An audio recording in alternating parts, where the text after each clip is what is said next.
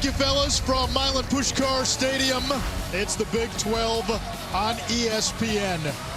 A couple of 4 and 6 teams looking for a little hope at the end of this season, which has not gone their way. Texas meets West Virginia. Can they put the sad girl autumn vibes behind them before the onset of winter? Good afternoon, Anish Shroff, Mike Golick Jr., Taylor McGregor down on the sidelines. So here's the situation. Two teams that are 4 and 6, they have to win out to be bowl eligible, and there's no margin for error. And means a lot to both teams in different ways, right? For Neil Brown in this program, they talked about at the beginning of the season how important the Liberty Bowl was last year in washing the bad taste out of their mouth. And for Steve Sarkisian in Texas, year 1 of program building, that extra time under task of bowl practice, invaluable for where you're at. Texas mired in a 5-game losing streak, its longest losing streak since 1956. Rock bottom last week with a home loss to Kansas. West Virginia 2 and 5 in league play and losers of 2 straight. Texas won the toss, the Longhorns defer, and West Virginia will receive.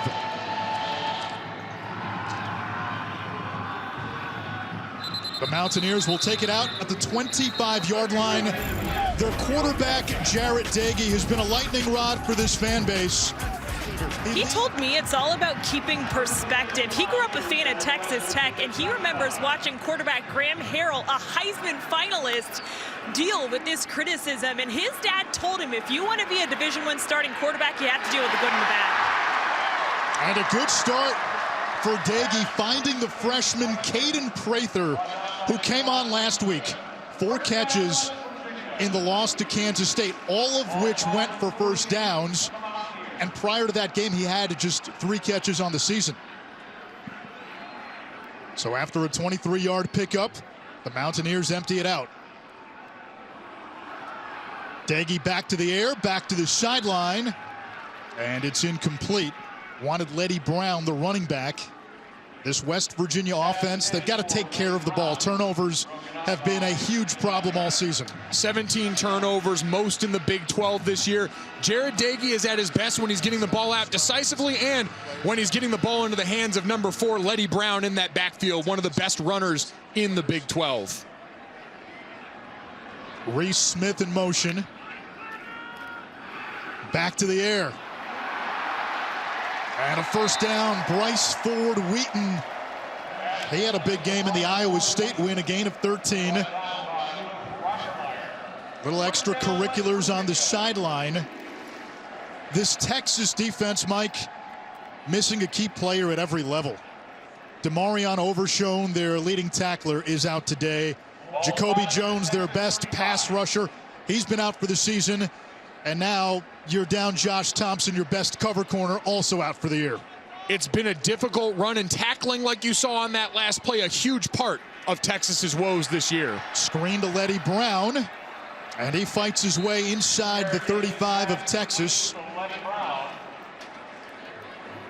Anish, Pete Kwiatkowski and this Texas defense sit back and play a lot of cover two. If you've watched the NFL, any of the Kansas City Chiefs, you've heard about that being used to take away big plays for an offense. So what have we seen for West Virginia to start this game? Relying on the quick and intermediate passing game to try and move the ball downfield. Texas told us they had to be wary of the screen. Pressure off the edge. Doege gets rid of it, finds Brown, who makes the catch. Only got a yard. He stepped out of bounds right at the 34-yard line. You saw where Jarrett Doege can sometimes get into trouble. That clock in his head. Sometimes the pressure comes.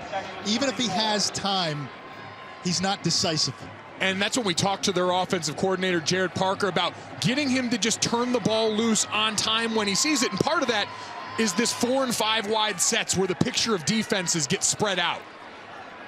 3rd down and 5, likely 4-down territory from here. Little RPO action. And that is Sam James for another Mountaineer first down. And a good-looking opening drive continues after a gain of 11. They motion the running back as we see a player down for the Longhorns right now. It's Deshaun Jameson, and remember, he's their other starting corner. Josh Thompson is out. Texas has a little more depth in the defensive backfield. But Jamison also a big part of their special teams play. He's a weapon in the punt game and the kick game. One of just 5 players in Texas history with a punt return and a kick return touchdown. Huge. While they attend to Jamison, we step aside. The Mountaineers on the move early on.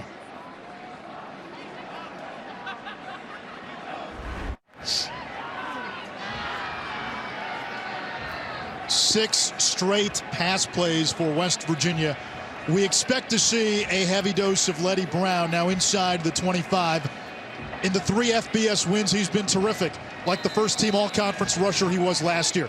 In the 6 losses, West Virginia has struggled to run the football. He's the leader and the heart and soul of this rushing attack. And he gets his first carry and bottled up for a loss. Jalen Ford making the tackle. A loss of a yard by the second-year freshman who has loads of potential. And going to be one of the guys tasked with replacing DeMarvion Overshawn. You see him show up on tape a lot. Fast, athletic, going to be a factor as they get to 3rd downs and trying to manufacture a pass rush for a Texas defense with only 16 sacks this season. There's Brown again. He's been fighting through some injuries as well. Up to the 20-yard line, it sets up 3rd down and 6. Both of these teams banged up, short-handed. There is a last man standing feel to this ball game. It's been a war of attrition on both sides for these guys, and you're going to see West Virginia again spread things out for Jarret Doege here. Try and get some motion to see if you can identify man or zone as coverage shrinks down in the red area. West Virginia just 25% on 3rd downs in its last 2 games. Doege to the air, over the middle, it's caught by James. Touchdown, West Virginia.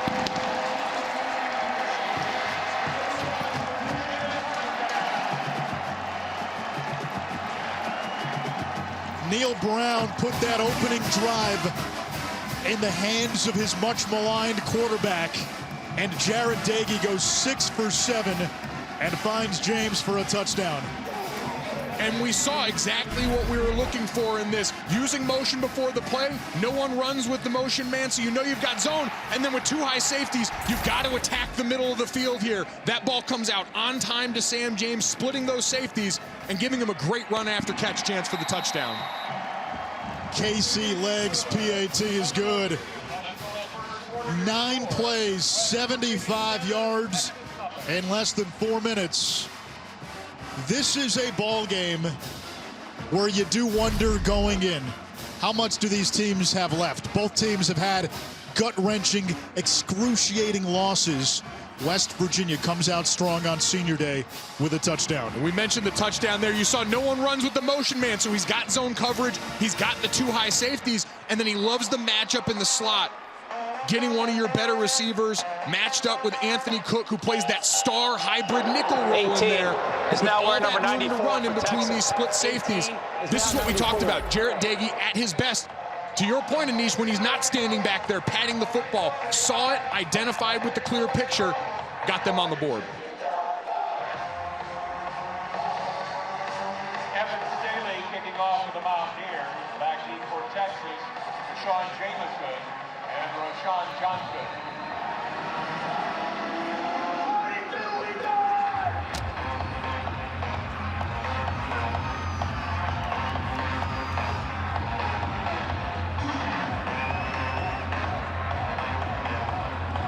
Evan Staley to kick it away. And here is Jamison. Lost it. Picks it up. Has the 20. Flag down. Jamison across the 30. Let's get the penalty. Sean Jamison on the return for Texas. It's a flag on the play.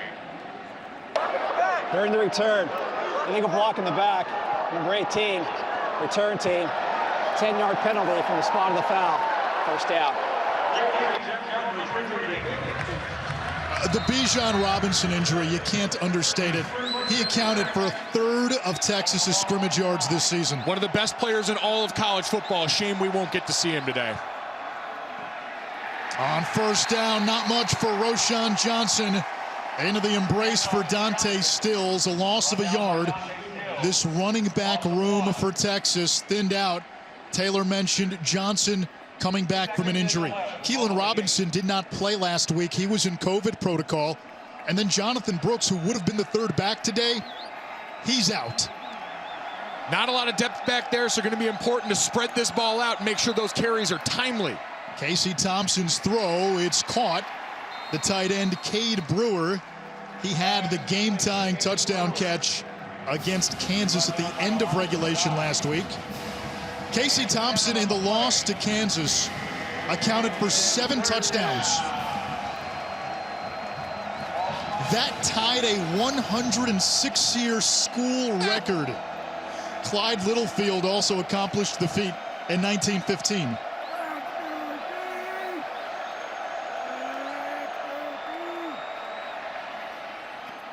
To the outside, incomplete for Xavier Worthy. The standout freshman was targeted 23 times last week, and it's 3 and out for Texas. Great start for this West Virginia defense. Steve Sarkisian throws a lot at you, calling the plays for this Longhorns offense here, trying to get the ball to their talented freshmen. And another 3 and out for this team, Anish. The last 4 games, 44% of their drives have gone for a 3 and out, the second worst in Power 5 in that span. Isaiah Estale, back after missing 2 games, catches the Cameron Dicker punt, a 45-yard kick. West Virginia ball at its own 42. We pay tribute to a Mountaineer legend when we come back.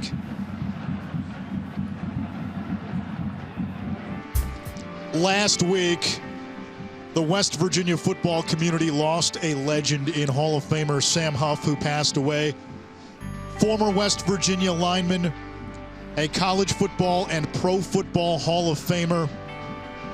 He played up front in the trenches with the Mountaineers, originally from the coal mines of Marion County. Goes to the NFL with the Giants initially, where Tom Landry was his defensive coordinator. And Landry had this wild idea. We have a 4-3 defense. Let's make Huff the middle linebacker, and he turned it into a glamour position. Garrett Green, 2 quarterbacks into the game. And West Virginia able to pick up a first down. Winston Wright, second in the conference in receptions. And the Mountaineers offense looking sharp early. And Sam Huff obviously loved and remembered in these parts. Finished his career with Washington, longtime color commentator on the radio broadcasts for Washington. More trickeration, and this time that turns into a huge loss. Back at the 35-yard line, Ben Davis, the Alabama transfer, with the stop. A loss of 16. Little too cute? A little bit too much, and this is part of the danger. We hear all the time about programs scripting plays to start the game. You've got these drawn up all week. Your first drive went so well, and you think we're going to keep going to some of these things that we had planned here, when what you had last drive, spreading them out, dinking and dunking down the field, worked so well. 2nd and 26.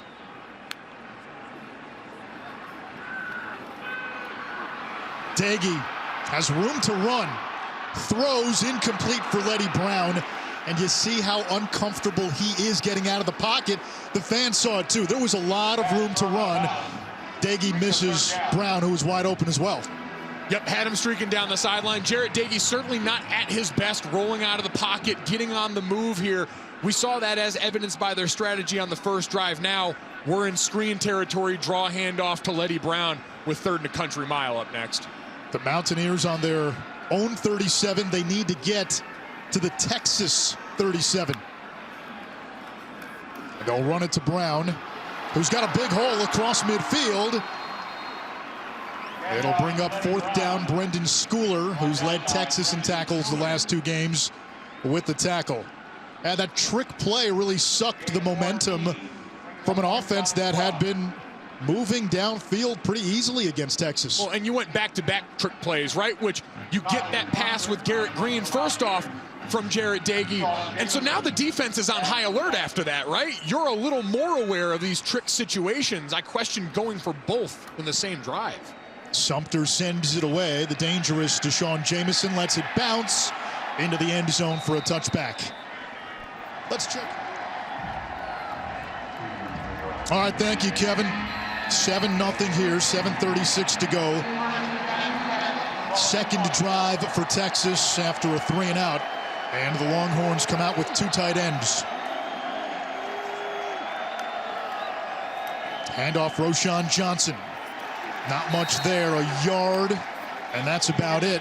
Jackie Matthews came up to make the play. Without Bijan Robinson, how does this Longhorns offense change? Well, I think they're going to have to pass to set up the run in a lot of ways in the East. You see them go with these 2 tight ends. Steve Sarkisian's going to move guys around with motions, but Xavier Worthy is now your most consistent player. You got to use his gravity to open up rushing lanes that way. Casey Thompson on the move, pressure coming, and it's dropped by Jared Wiley. And another 3rd down coming up. We were told we would see Jordan Whittington, and he comes into the game 4 in white. This is where he was so crucial before missing the last 4 games with a broken collarbone. Texas's 3rd down struggles have been tied directly to the absence of number 4. He's back into the game, in motion, in the slot, top of your screen, closest to the line of scrimmage. Thompson's pass incomplete. He wanted Worthy. There were 3 blue jerseys around him, and it's 4th down. Plenty of attention going to be paid to Ayton White. Saw Whittington used as a decoy to try and get Worthy the ball on the first drive here, and there's just no rhythm for this Texas offense right now. We saw the ball coming out of the hands on the other side for Jared Dagey. For Casey Thompson, nothing in the way of a comfort so far. Dicker punts it away. Estill retreating to the 25. And tackled at the 30, penalty marker down.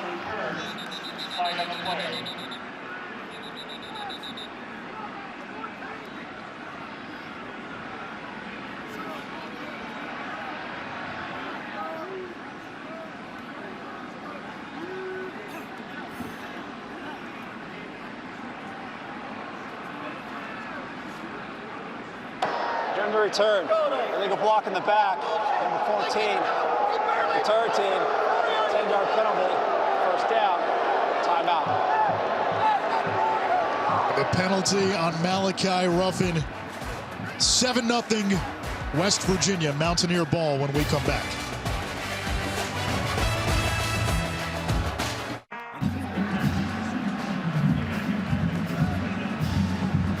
There's no doubt it's been a rough road for Texas the last couple of weeks, and this week players were asked why Steve Sarkisian is the guy for the job. Anthony Cook said it best. The messaging hasn't changed. It doesn't matter what's happening on and off the field. His messaging to us remains the same, and that's why the players are confident that this is the guy who can help turn this program around. First season for Steve Sarkisian. And that is Winston Wright tackled for a loss at the 15-yard line. Pitchforks were out. Texas lost to Kansas last week. It's the one school anybody in the Big 12 can't lose to. 5-game losing streak. But there seems to be a belief. Listen, Steve Sarkisian isn't going anywhere in the short term. There's a lot of faith in him. That was reinforced from the athletic director earlier this week. They've lost a lot of players in their recruiting classes from 2018 and 2019. TJ Banks the catch at the 20-yard line. It'll set up 3rd and long. You get the sense Texas can't keep firing coaches after 3 or 4 years. At some point, they're going to have to give somebody a bit of a leash here. Well, especially in the transfer portal era, Anish, because now when those moves happen, it's easier for players to have a way to get out of this situation, which I understand. I went through a coaching change. I understand how much that changes life for everyone involved in all this, but now it also puts an even bigger onus on the staff to be able to replace a lot of those bodies that can move around. Texas wants a timeout. It's granted. 3rd down and 8. Missing key players on defense, getting lined up. That was going to be a challenge this week. On 3rd down, Jarrett Dagey to the air, steps up. And it's incomplete. Ruling on the field. Wanted James, who had the touchdown earlier. Schooler broke it up. It's 4th down. Sumter on to punt. What a great answer for this Texas defense. You see so much too high that time. They went down, mixed in some man coverage, let these guys get physical with the wideouts, and now have a chance to really flip the field position game for an offense that's gone back-to-back 3-and-outs on their first 2 drives. Jamison, one of the top return men in the country, waits at his own 40. Texas has a knack for blocking kicks. They ran into Sumter. Is it roughing or running into the kicker? Huge call here. Keelan Robinson came flying in for Texas. 2 flags down. If it's roughing, it's an automatic first down. Anish, you mentioned it. Tied for the NCAA leads with 4 blocked punts. So they're not afraid to come after it, but high risk, high reward here. And West Virginia had a punt blocked last week, which Kansas State recovered for a touchdown.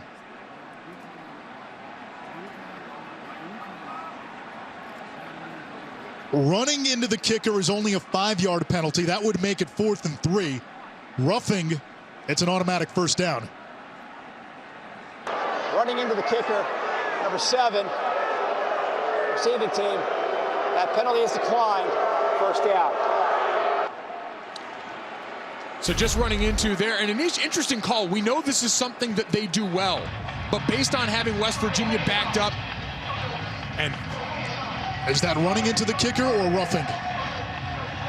see it again right here. Roughing usually reserved for that bottom leg here. I'm with you. In a lot of those situations. Hitting that top leg, it looks bad, especially in slow motion here. I think that's the right call, Anish. The punt block in that situation, an interesting question given where you look to get the ball field position-wise. 6 plays, 7 yards for Texas so far.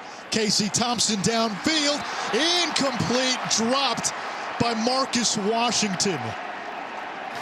He was wide open, and Washington coming off a career game, 5 catches, 100 yards against Kansas, including a blocked punt and a missed chance. And you see him there. He has the double move. He's wide open to that side. That's a play he's got to make. But this has been Texas offense to start the games. Drops and inconsistency. 3 drops already by Texas. Thompson 1 out of 5. Screen pass to Worthy.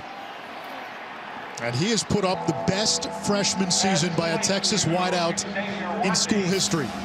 He has set the school freshman records for receptions, receiving yards, and receiving touchdowns. In fact, he's 2 receiving touchdowns away from tying the school's single-season record for any player in any class. Tying Jordan Shipley, a name known well around here. Let's look at Jordan Whittington at the bottom of the formation, singled up. One of their best third down players back this week.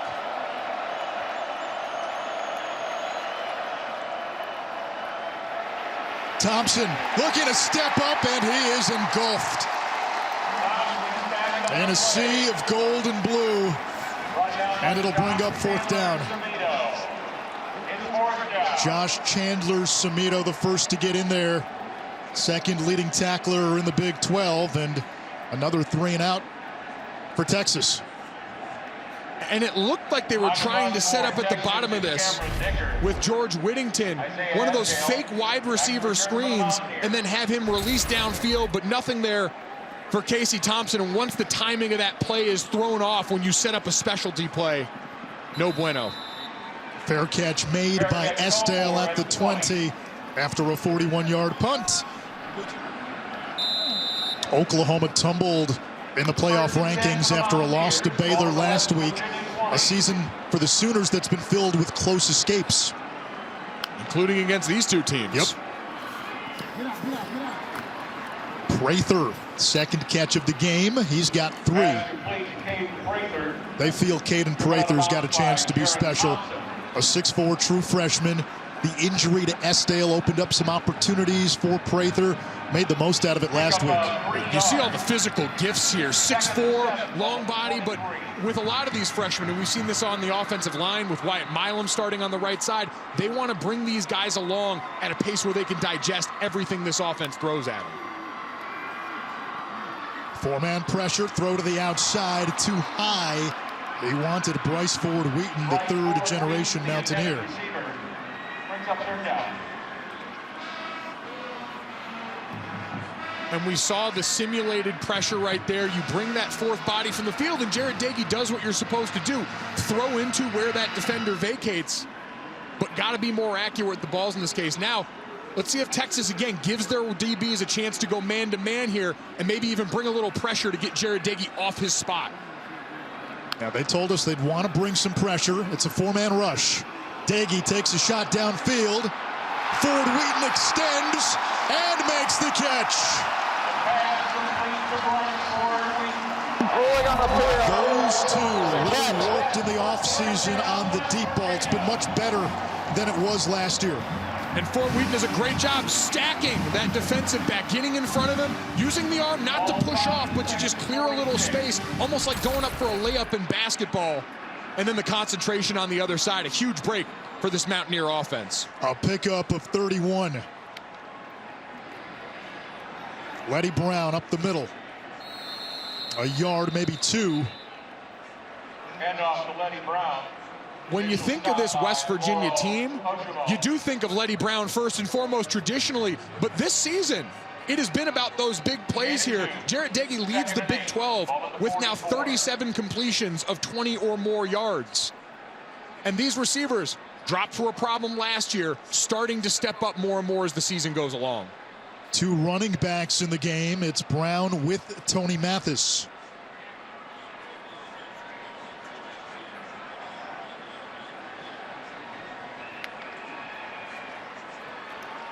Letty Brown broke the initial tackle, still fighting, and it sets up a 3rd and 1. Something to watch in this game. West Virginia on the season only averages 1.7 yards after contact. That's 4th worst nationally. Now Texas gives up on average 3 yards after contact. That is 6th worst in the FBS. Something's got to give. And it's an interesting chess match up front because what you're seeing, we know Steve Sarkisian, a lot of motion on that side. Neil Brown motioning some guys into the box to get them extra hats. Mathis stays in on 3rd and 1. He gets the call and picks up the first down. One thing this coaching staff has wanted to do this year is take some pressure off of Letty Brown. The problem is they really haven't found a consistent backup who can be productive. And so it's now about finding different ways to get him touches. Also wanted to continue to develop him as a receiver. Already 30 receptions on the season, so certainly been a part of it, but just another way to get him the ball without as many tough hits up front running between the tackles. Winston Wright in motion. Doege's throw incomplete for Prather. Yeah, to your point. Now sacks count against the run game in the statistics, but West Virginia is last in the Big 12 in rushing. It just hasn't been as consistent up front as they want. They have a lot of trust in the interior 3 on their offensive line. Zach Frazier, who's a real program builder of a leader in the middle of that group. Doug Nestor, the transfer from Virginia Tech. It's on the edges for Brandon Yates on the left side, and Wyatt Milam, we mentioned, just a true freshman getting into now his 6th start. On 2nd and 10, Brown on the cutback. Right to the line of scrimmage, met by that Texas roadblock. It sets up 3rd and long. Likely 4-down territory here inside the 35. And that may be the final play of quarter number 1. And Texas, for the 3rd straight game, will go scoreless in quarter number 1. Try and see if he can get him to jump off sides here and get a cheap one. This is the end. 1st quarter. Timeout on the field. The Longhorns managed just 11 total yards in that 1st quarter. Jarret Doege slinging it early, 10 out of 15 for 108 yards and a touchdown to Sam James. 7-0 West Virginia. The Mountaineers scored on their opening drive. Texas has gone 3 and out on all 3 of its drives. 3rd down and 10 to go. The Mountaineers inside the Longhorns' 35-yard line. Letty Brown split wide, empty set. Man coverage for Jarret Doege. 4-man rush on the slant. That's complete. 1st down and more. Isaiah Estelle, back after missing 2 games, picks up 17. Great job identifying the matchup that you like there. And DeMarvion Overshown makes the tackle. We were told he was not going to play. He's given it a go today, and hey, they get 60% of him out there as he goes to the sideline. That's a boost. He is their best linebacker, a unit that is thin, depth-wise and talent-wise. Yeah, we talked about Jalen Ford and some of those other younger bodies out there, still learning how they fit in this defense. Overshown's presence out there, just as much about the neck up as anything else. Letty Brown, B-Button's out of trouble. Took a big hit near the 15-yard line. We get a penalty marker. B.J. Foster with the tackle. Flag on the play.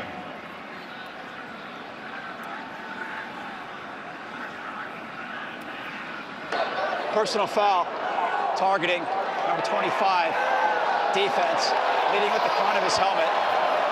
The previous play is under further review. So that's B.J. Foster. And if the targeting is upheld, he would be ejected from the game.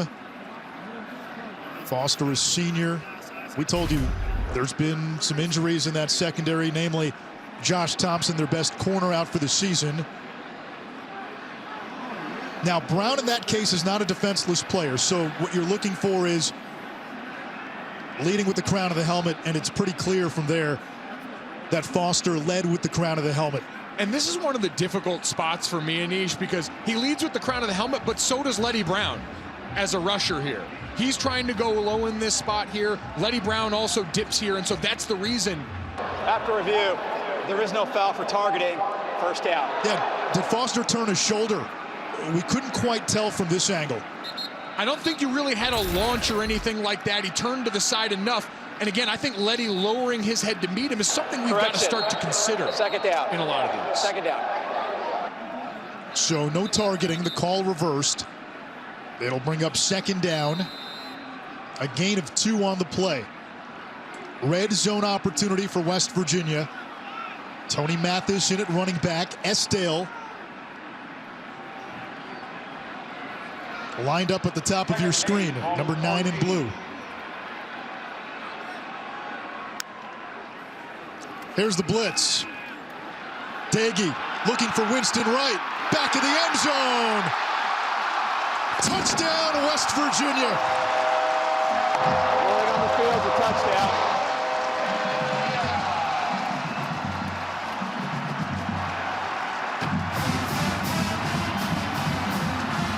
Boy, Jarret Doege has had some errant throws today, but when it's mattered down in the red area, these balls have come out on time. We'll make sure Wright got that foot down in the back of the end zone here. And that appears pretty clear. Possession, that right foot down before the corner pylon. What an outstanding corner ball heading towards that pylon from Jarret Doege. A penalty before the kick.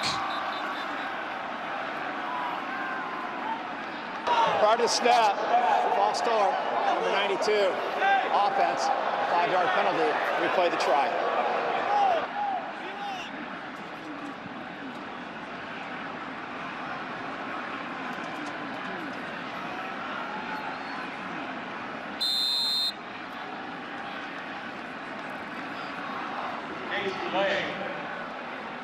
Gotta love the kicker matchup today. Casey the leg, and Dicker the kicker.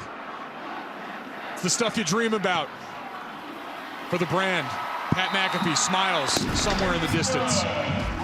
14-0 West Virginia. 11 plays, 80 yards. Doege to Wright. 2nd touchdown pass for Jarret Doege today.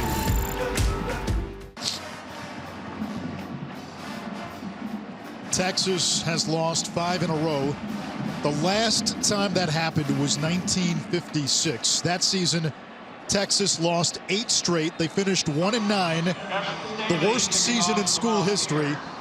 Head coach Edwin Price resigned after the season, and the legendary Darrell K. Royal was hired in 1957. The rest, as they say, is history. Decent. Short kick. Jamison has 2 kick return touchdowns in his career and brings it out across the 35-yard line. Both of these teams have suffered the slings and arrows of outrageous fortune this year.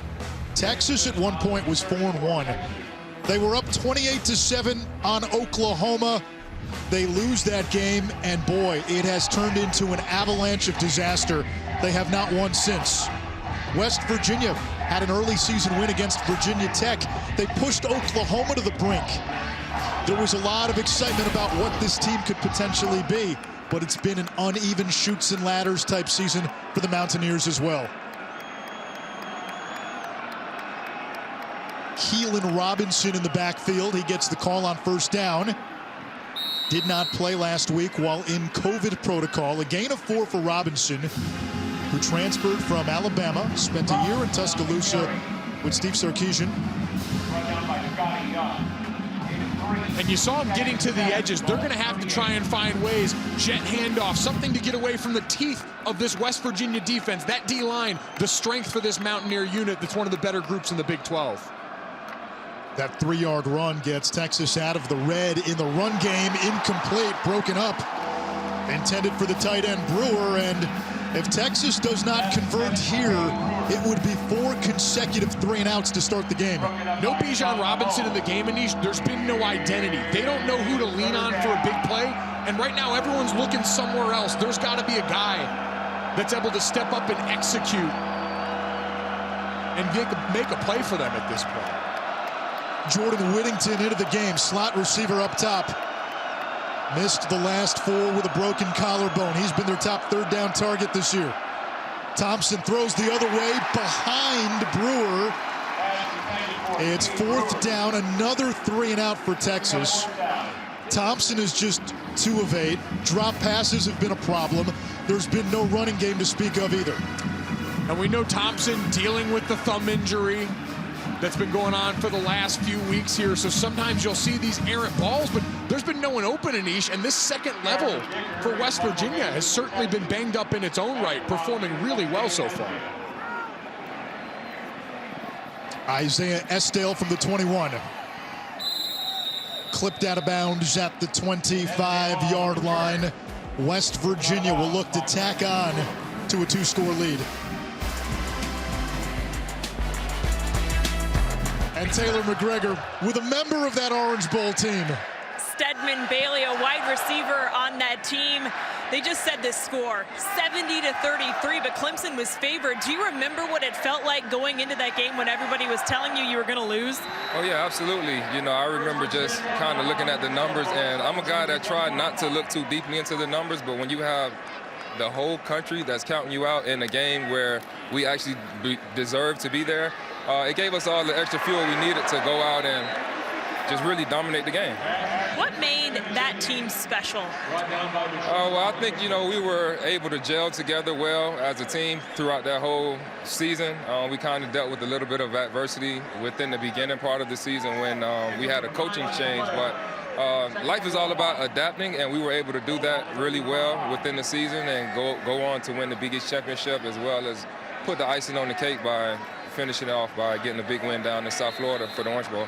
How did it feel putting up 70 against Clemson? That's one that I can honestly say I didn't see us. I didn't expect us to score that many points. So I knew that we were a very high-power offense, and we had Geno Smith, Tavon Austin, and guys like myself, and you know everybody that we had on the team played a pretty key role. But everything just clicked well for us that night. On all 3 phases of the ball, we had special teams. We were able to put up some points, offense and defense both. So it just was an all-around good night for us, and just a good night to be a Mountaineer for everybody, wherever you are. How does West Virginia get back there? Well, I think that for the most part, we just got to maybe get back to recruiting. I think it's a recruiting thing right now where when I played, we had a pretty decent pipeline of guys coming up here from Florida. I'm not sure, but I think having myself come back to town and a lot of these guys who also played in the Orange Bowl team give these guys motivation to do what we're doing here now. We're up 14-0 against Texas, so hopefully stuff like that can help. Appreciate your time. Anish? On third down, Daggy misses Estelle. And some extracurriculars there in the backfield. It looked like Moro Ojimo getting into it with one of the West Virginia linemen, Wyatt Milam. And that Orange Bowl team was the last year for West Virginia in the Big East. They go to the Big 12, started 5-0 in 2012. In fact, that fifth win was against Texas. Then the wheels kind of came off late in that season. Just a bit, but what an electric group offensively. Geno Smith running point guard for that team with some outstanding stuff. Punt coming by Sumter. Texas 4 block punts this year. Good kick. Jamison from the 21. Changing directions. Lost his balance and taken down at the 20-yard line. A 49-yard kick by Sumter. Kevin. Couple of teams in that playoff conversation doing its part. Texas still without a first down. And out of bounds, it's Worthy. A pickup of 8, 2nd and 2. That's what it's going to have to be for this Texas offense right now, Anish. They cannot and are not yet built to win the battle up front. And so you've got to go to all the smoke and mirrors that we know Steve Sarkisian has in his offenses. We've seen it at every stop, but it's got to be more consistent for an offense that's lacked a playmaker so far today. Roschon Johnson broke the initial tackle, and Texas moves the chains for the first time today. Brought down by Sumito. It's almost like a basketball game, and you got to see the ball go through the basket for that first time as an offense. And that's what Steve Sarkisian really likened his whole unit to. Said it's about rhythm.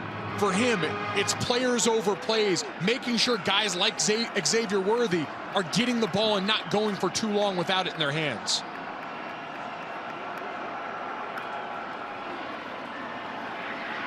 Johnson torpedoes across the 40.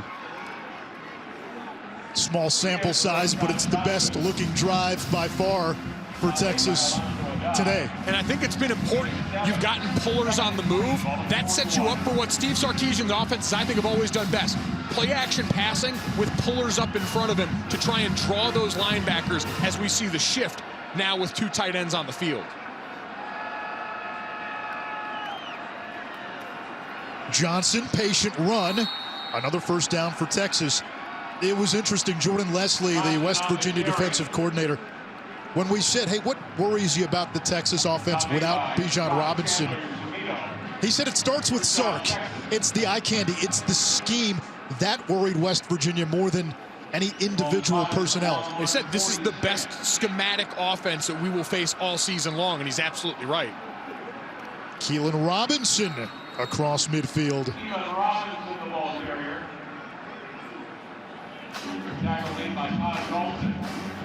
What's different on this drive with the Texas run game, which was dormant on the first 4 drives? Yeah, I think just getting the ball to the perimeter to start Anish, to get this defense to have to think about something other than going straight forward upfield. West Virginia, 2nd in the Big 12 in tackles for loss per game. That's when they're at their best.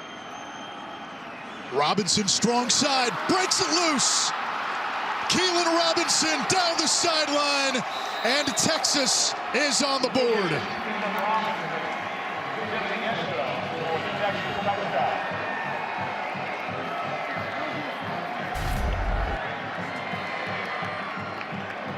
They know he's got a bit of home run hitter to him, but watch the patience in here. He plays with the eyes of the defenders in the box by going slow up to the line. You saw Akeem Mesidor, one of the best D linemen for West Virginia, peek in the backfield. And then all of a sudden he puts a foot in the ground and he is gone.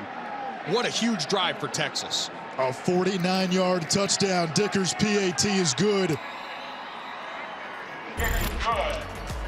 Texas told us with Robinson they wanted to get him to the edge. He got to the perimeter and then got to the end zone. Prior to that last scoring drive for Texas, the Longhorns had negative rushing yards.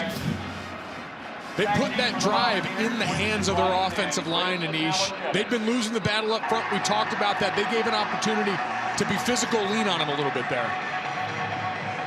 Keelan Robinson, a long touchdown run, his third of the season. And Dicker sends it away. Grayson Malashevich dives across to the 20-yard line. Welcome back, Saquon. Go up against one of the best rush defenses in all the NFL. Eli's going to have some jokes. Letty Brown crashes ahead to the 23-yard line, a gain of 5. These last two games are going to be big for Jarrett Doege, the West Virginia QB. He elected not to walk today on senior days. Brown gets the call. Let's see where they spot this.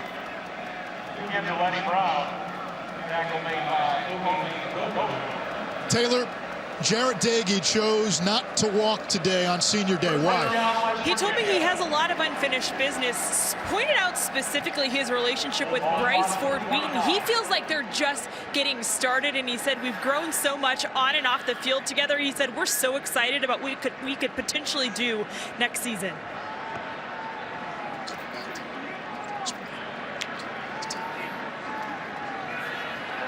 Doege's got time on first down. High throw. They will confer. And it's caught by Prather. Now ruled incomplete. On the field. It's an incomplete pass. Second down. Timeout on the field. Injured defensive player. We have a timeout. Man down for Texas. It's Ovia Gofu. Now, what'd you think, Golick?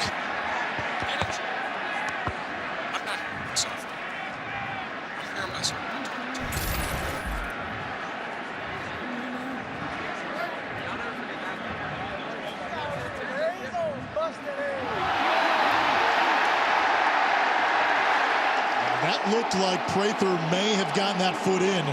Timeout on the field. Timeout. Agofu is down. Will step aside. Attention, upper level student section. Please refrain That looked like objects. a foot may have come down.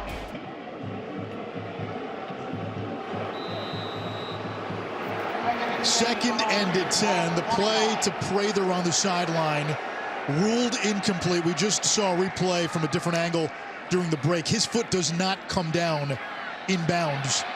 And it was clear. Doege's pass on second down is caught. It's Reese Smith. A gain of 9. It sets up 3rd and 1. Back to the Prather play by the sideline. Initially from this angle, it looked, did that toe tap in? Perhaps it hit some green. Then we looked from this angle and it hit the heel of the Texas defender and kept him off the ground. So great job by the shoe defense there. Kick save and a beaut. you know all about the shoe game. Golick Jr.'s got the 45s on today. It ain't to play games with you, Anish. Letty Brown spins away from trouble. Forward progress gives him the first down. I want to go back down to Taylor. She mentioned her conversation with Jarrett Doege. In that conversation, Taylor, did Doege say, hey, I'm coming back for sure next season? He did. He said he elected not to walk here today because he plans on coming back next season. And there was a lot of reasons. I mentioned Bryce Ford Wheaton, but also he said multiple times, look, I lead the Big 12 in passing. And so if that's what he could do this year, with another year in this offense, another year to develop with some of his receivers, he feels like this team could be even more special next year. West Virginia has a big-time quarterback coming in next year, part of a pretty strong recruiting class. Doege finds Winston right to the 40-yard line. And I'm not making an apples-to-apples comparison here.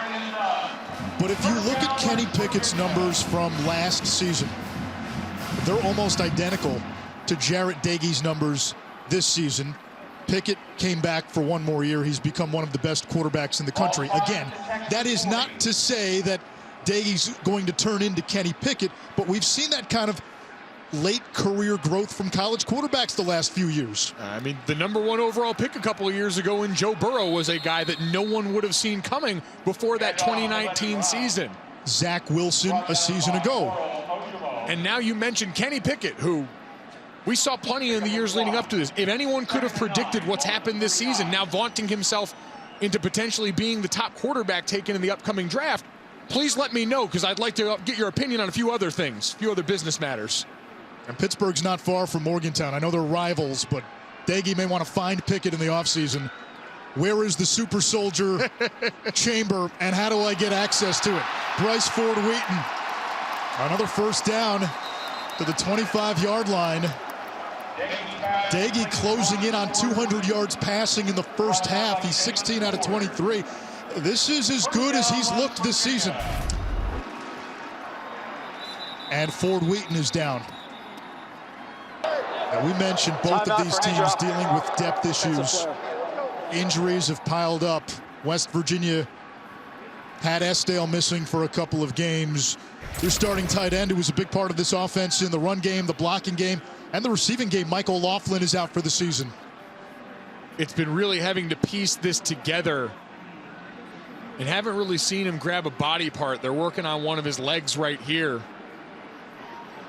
But that chemistry between quarterback and receiver, we've had these guys a few times this season, and it's always seemed very natural, that combination. Ford Wheaton, we saw, like on that play, a great guy run after the catch-wise for this offense, as we see him getting up right now. Bryce Ford Wheaton, the Mountaineers, shaking up on the... He always struck me as a very rough and tumble guy. Letty Brown on the cutback. Lost a couple of yards. Moro Ojimo, first one in there. A great battle on the inside between Byron Murphy, the true freshman for Texas, and Zach Frazier, the heartbeat of that Mountaineer offensive line. Byron Murphy's a guy on that other side. Steve Sarkisian, Pete Kwiatkowski on defense, really think can be what this program's about going forward. He is a difference maker and an eraser up front for them as this year's gone along. We saw him get the start last week against Kansas. Doege over the middle, on the drag. He's got Prather, who brings it inside the 10-yard line. They have unlocked the freshman late in the season, number 3, Caden Prather. All these physical gifts now on display, and Texas in the red zone hasn't been able to do anything against West Virginia today, whether it's man or zone. They took a chance last time trying to blitz extra bodies, and Jarrett Doege was able to beat them going to Winston Wright in the corner of the end zone. But I'd imagine Texas not been able to generate a pass rush, only 16 sacks on the season. Let's see what Zach Frazier and the boys up front can do, try and hold up in pass protection for Jarrett again. First and goal from the 7. Letty Brown up the gut. Tunnels forward to about the 2-yard line. The last 2 seasons, running Letty Brown up the middle has been a productive play for West Virginia. And when you run it right into the teeth of some pressure there and you get a good seal from that backside, Letty, who we mentioned, tied for 2nd in the Big 12 in rushing touchdowns, coming inside the red zone this season. Feed the beast. Parker Moore, one of the offensive linemen wearing 99, lined up as an extra tight end. Back to Brown, up the middle, untouched, and in.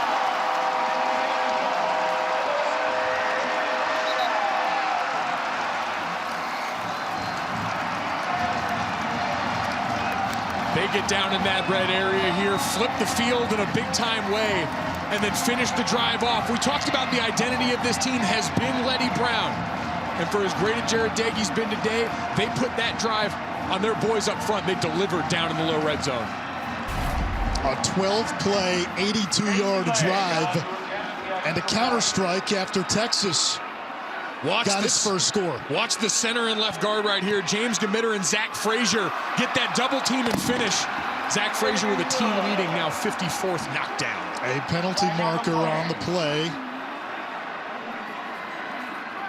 12 rushing touchdowns for Letty Brown. Another one playing. There is no foul banged up. for running into the kicker. The try is good. 21-7 West Virginia on top of Texas. Longhorns last week were down 42-14 to Kansas. Came back to force overtime. Well, and if we want to look back into the past, Denise, remember this matchup last year between Texas and West Virginia. West Virginia had 5 red zone possessions and only 1 touchdown last season. It has been a huge flipping of the script today. They have been at their best down inside the 20s. West Virginia with touchdown drives of 9, 11, and now 12 plays. You guys doing push-ups in the studio too? Always, Anish, always to stay in shape. Geico halftime report is on the way. You got to stick around to see what Ohio State is doing in Michigan State and a jaw-dropping performance C.J. Stroud is putting together, plus #1 Georgia tuning up an FCS opponent, and Wake Clemson ACC clinching scenario on the line there. Trevor Mattich and me and you coming up on the Geico halftime report. All right, Kevin. Okay, I know Golick wants to get something here on the Georgia game. You got a big guy up for the Heisman, and he got some love earlier in that Georgia game. Jordan Davis, the all-world nose tackle for that Georgia Bulldogs defense, getting some running. We'll call him fullback. He put his hand in the dirt on that goal line rushing touchdown. It's a thing of beauty. The thick 6 for one of the best D linemen in college football. And that's how you sell the Heisman propaganda. Texas will have it at the 35. Kicking team will put the ball at the 35-yard line. First down. Taco Bell welcomes you to the Liv Moss student section of the ear contest. Use hashtag student section sauce to get the committee's attention and go to ESPN.com/Taco Bell to see how your school can compete. So here's the situation guy. Is he in that student section? He's got to be somewhere right now, stringing together some very coherent thoughts for everyone on exactly what this is all about. The western part of Virginia. Right. Worthy picks up 9. Pass is complete to Xavier Worthy. So if you're Texas, you got 2 timeouts. We're getting down to 2-minute drill territory. You're near midfield as Bryce Ford Wheaton makes his way to the locker room to get an early start on halftime. First down, Johnson. So Texas's offense coming out of hibernation the last 2 drives. Started at the 35 into West Virginia territory. The Longhorns have 2 timeouts. 2 minutes to go in this opening half. Johnson again. Patient run into the secondary, still going. And down at the 29-yard line, 19 more. It's been the run game leading the way here for Texas. And it's been tempo on this drive now for Texas. And you just see the patient run. Everyone sticks with it. They pry open a hole eventually. And then Roschon Johnson able to put a foot in the ground. A timeout by West Virginia, 1:47 to go in this half. You go into this game, 2-4-6 teams. Both have had their low points this season. Certainly Texas had maybe the low point in program history last week, losing at home to Kansas. You wondered how much fight would be in both of these teams. I don't think it's been an effort issue so far today. No, it's certainly been there, and I've been on plenty of losing football teams. Anish, November can be a tough month, and especially for Texas. You're on the road, and the message has got to be, we know that Kansas loss was brutal. Don't let it beat you twice. And now in the last couple of drives, we've seen them start to establish an identity and tempo at the heart of it right now. Longhorns keep it on the ground. Johnson in the backfield, ambushed. Taj Alston. There is a flag down right at the spot that the tackle was made.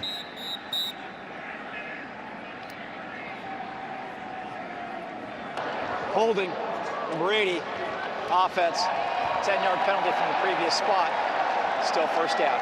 Brewer, the tight end, and given where you are on the field, that feels like a drive crippler. 1:47 on the game clock. 1:47 on the game clock. It was a really smart timeout by West Virginia because now your defense had a chance to dig its heels back in a little bit to be able to diagnose. We talked about everything that Steve Sarkisian throws at you formationally, but just that tempo, getting Texas's athletes in space. Now all of a sudden you're operating behind the chains again. Pistol look. Thompson under pressure tries to get rid of it. Didn't hear a whistle and now ruled incomplete. Texas only has 29 passing yards. It's an incomplete forward pass, second down. In this first half, and there was no whistle initially, but ruled incomplete, a forward pass. And the numbers for Thompson haven't been great. Remember, he was benched against Iowa State. Steve Sarkisian made the decision to play Thompson and Hudson Card last week. Card struggled. Thompson accounted for 7 TDs. He came into this game as the guy. He has not factored in to Texas's offensive success. Forward pass. The previous play is under further review. And they're going to take a look at that last play, determine if it was indeed an incomplete pass on this from Casey Thompson.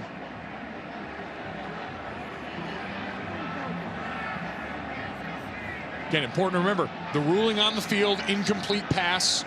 So you're going to need enough video evidence, indisputable, to overturn this call right now.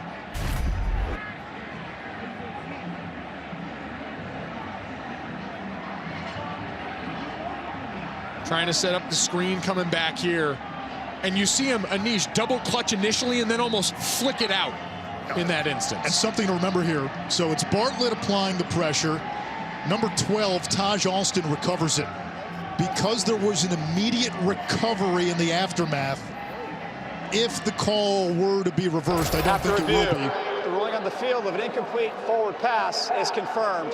Second down. Doesn't matter now, but because there was an immediate recovery in the aftermath, that would have been West Virginia ball had the call been reversed. And that's good coaching by Jordan Leslie and that defensive unit, understanding, hey, ball's on the ground. Let's make sure we're at it just in case something goes our way. Casey Thompson, good job of getting that flick away to make sure that falls incomplete. Second down and 20, back from the 39. Texas has a tremendous kicker in Dicker. Thompson downfield, too high. Alonzo Adai, the safety in coverage, and Worthy a little slow to get up on that Texas sideline. It's 3rd and long. And he had him open on that. There was space there for Xavier Worthy, who, one of the best playmakers. We talked about 23 targets last week. Most of any player in the FBS this season has been very quiet today, and a lot of that has to do with the inaccuracy at quarterback. How do you play this? Do you try to at least get into field goal range? I would try and go back to the screen game for that reason, see if you can break one. Instead, they'll run it. Roshan Johnson. And he fights his way to the 32. It's 4th and 12. Let's see if West Virginia uses a timeout here.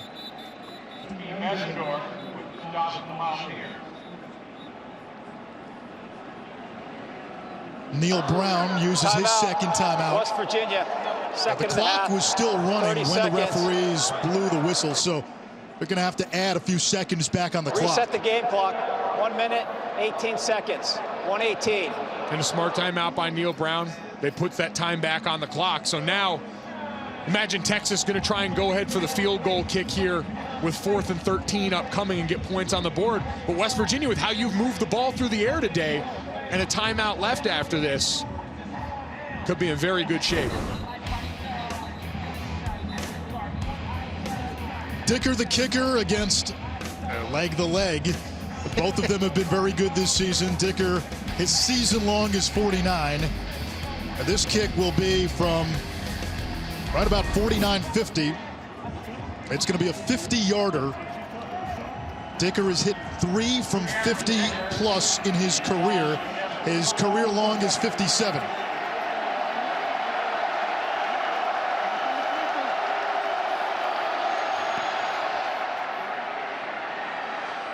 Dicker's kick is good. So Texas tacks on 3. That holding call, though, ended up being huge. And now West Virginia will get the ball back with 1 timeout and 1:13 to go. And I think it's been really smart timeout used by Neil Brown overall to end the half. You remember, Texas is driving. You burn that timeout, give your defense a chance to catch their breath. What happens? Splash play behind the line of scrimmage that forces the penalty there. Now you preserve a minute and change left with a timeout left for this last drive towards the end of the half. Cameron Dicker this season has been handling the kicks. He's been their punter in the spring. Folks were asking Steve Sarkisian, why is Dicker punting? And Sark's response, well, he's also an NFL punter. He is up for the Ray Guy Award. Leads the Big 12 in punting average, over 47 yards a punt. 8th in all of college football. We have got some serious legs on display today.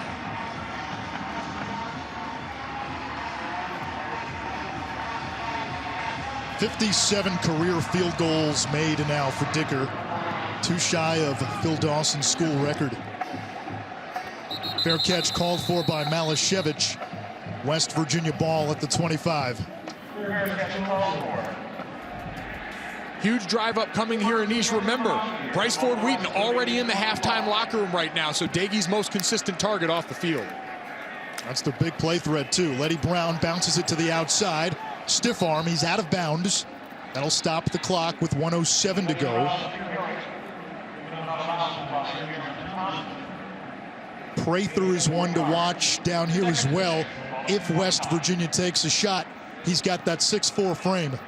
He's the big body you're looking for. We know Isaiah S. Dale back in that lineup, huge for them consistency-wise. But keep an eye out on Winston Wright, number 1 in the slot, matched up with Anthony Cook on the outside here. That's advantage West Virginia. TJ Banks, the tight end, in motion. Brown again. Running room up the middle across the 40. He lost the football. That's been a problem for Letty Brown this year. Ruling on the field was that the runner was down by rule. First down. First down. Brown was down when the ball came out. That'll momentarily stop the clock. Now it starts. Clock running, 50 seconds. That's the right call. You see knee clearly down in that situation. And a timeout by Texas. Timeout, Texas. Second of the half, 30 seconds. Reset the game Boy, a clock. tough one there if you're Texas to have to burn the timeout too, but let's take a look at Letty Brown in that last run. Knee down, and the ground causes the fumble after the knee goes down. Clearly out, but now we just saw Texas burn the timeout here. West Virginia had just gotten the first down, the clock was rolling, and so now you preserve and give the Mountaineers a chance to huddle up here and continue this drive after a couple of rushing attempts to start this. We talked about the good tight end use on West Virginia's side.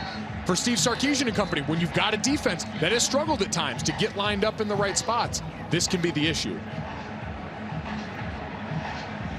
Letty Brown has had a nice first half, so has Jarrett Daigie. He has been a lightning rod for this fan base. Today, 17 of 24, 211, 2 touchdowns, no turnovers. They started him off that way. The first drive, 6 passing attempts, only 2 rushes. Daigie over the middle, wide open, Sam James inside the Texas 40.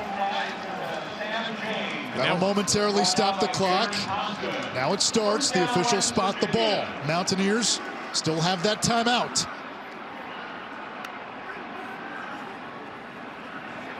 Daigie, he has been so much more decisive. And let's see if West Virginia calls its final timeout. They do. 28 seconds to go. Prather made the catch. Full timeout. Now that's been the big difference with Daigie today. Last week we saw against Kansas State, a lot of time elapses when he's in the pocket and he takes a sack or forces a throw. Both interceptions last week, at least one was not his fault. Today we've seen a decisive quarterback. We have, and it's translated to one of the areas that was the biggest issue for them in the last couple of games. In the last 2 games, converting on third down at just a 25% clip. They're 6 of 9 today. They've been in better situations, but Jarrett Daigie, to your point, has also operated with more rhythm in this passing attack. And that seemed like a charge from Neil Brown, from Jarrett Parker, their offensive coordinator, from the first drive on this game. They've got it at the 36-yard line. Casey Legg, the kicker, his career long is 51. No timeouts, though. So how do you navigate these final 28 seconds without the timeout? Yeah, it depends on Texas. They've been running a lot of cover two. They've got a single high safety right now, so going to be easier to attack the sidelines with some of those flats open if they're playing cover one or cover three. Late pressure. James over the middle. Fighting for that first down. He won't get it, so the clock will continue to run. Now got to give up. You had 2 plays called when you went to the sideline with that tight end, with that timeout, excuse me. Low snap. Daggy to the sideline. High throw. Incomplete for Esdale. 8 seconds to go. Ball on the 31. It's 4th down, and you'll see Legg. And just a tough look on that last play. Give Texas credit. Disguised the blitz very well on that play prior, forced West Virginia to operate at a different tempo, and now Legg gets a chance to answer Dicker the kicker. And that's just how we drew it up. A 48-yard field goal attempt for Casey Legg, who is perfect at home this season, and Texas will use the obligatory freeze the kicker timeout. You got 1 left. Got to burn it before halftime. Can't take them with you. Cannot take them with you, but this first half, Anish, about as well as you could script it to start for West Virginia. And now they got a chance to finish it off with points right here, go into a halftime locker room and really try and step on the gas coming out.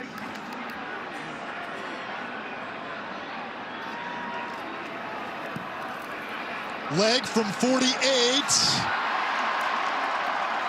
No good. No good. With 3 seconds left to go in the second quarter, your score, West Virginia 21. Texas 3 10. seconds left before halftime, and Texas will get the ball first to begin that 3rd quarter. Interestingly enough, in this 5-game losing streak for the Longhorns, they've had a halftime lead in 4 of the 5 games. The lone exception, Kansas, but they've had a second half lead in all 5 of those games. That inability to finish, going to have a different challenge today against the Mountaineers team with a solid lead and who's been controlling the line of scrimmage most of the game. West Virginia has a pretty good record under Neil Brown when leading at the half. 21-10, West Virginia on top of Texas. Time now to get you to halftime. And Kevin Connors.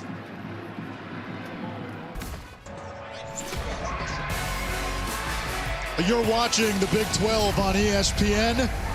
Your score at halftime, West Virginia 21, Texas 10. Anish Shroff, Mike Golick Jr., Taylor McGregor with you on this Saturday. A couple of 4-6 teams, both needing to win to keep their hopes of bowl eligibility alive.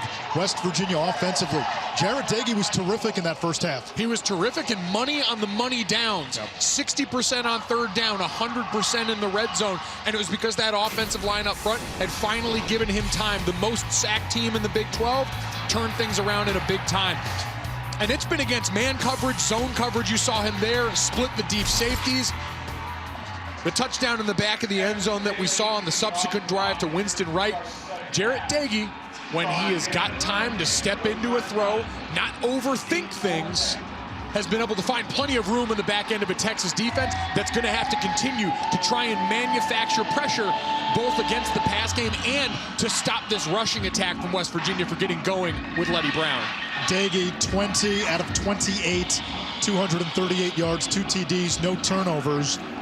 He will be without Bryce Ford-Wheaton, his big deep play threat for the rest of the game. Texas will have it at the 25 as we check in with Taylor. Steve Sarkisian saying they have got to get pressure on the quarterback, said we have got to make them make contested catches. And then he said offensively, we got to start playing catch. We need to pass the ball more efficiently. And then Neil Brown said, as you mentioned, Bryce Ford-Wheaton out in the second half. He said this play right here for them offensively is going to be critical in the first half. Defensively, they need to do a better job of mixing up their defensive fronts. We wondered at halftime, would Casey Thompson come out for the second half? The answer is no. Hudson Card will take the first snap of the third quarter. Played 3 series last week against Kansas. Touchdown, a sack fumble, and a pick 6. And he hands it off on first down. Roschon Johnson, or rather Keelan Robinson, with a gain of about 7. The run game has been the go-to for Texas the last couple of drives. So this week, Steve Sarkisian says Casey Thompson's the guy. He is now the bona fide #1 starter. And then he struggles in the first half. Enter Hudson Card. And again, after a week where he accounted for 7 touchdowns against Kansas, it's unbelievable night and day. There's Robinson. He had the lone Texas touchdown in the first half. A gain of 8 to move the chains. 72 yards on 5 carries for Robinson. And sometimes you're a victim of circumstance, Anish, because this rushing attack for Texas didn't show up. The play calling even skewed more pass-heavy to start the game. In the first quarter, you had -2 rushing yards. In the second, you had 108. There was an identity shift that certainly Casey Thompson wasn't playing great, but that offense different now. Card to the air, and he overthrows Worthy. 8 targets now for Xavier Worthy. He had 3 catches in the first half. True freshman, has put together the best season by a freshman wideout in Texas history, leading the Big 12 in receiving yards, tied for first nationally in receiving touchdowns. He's been sensational, Anish, for a young player to come in and operate within this offense as confidently he has is remarkable. The quarterbacks have not gotten the ball on his body today. No Bijan Robinson, the star running back for Texas, suffered a season-ending elbow injury last week. Card off the play fake, rolling to his right, chased, fires downfield, it's incomplete. Out of the hands of Robinson, it's third down, another drop by these Texas receivers. That's 4.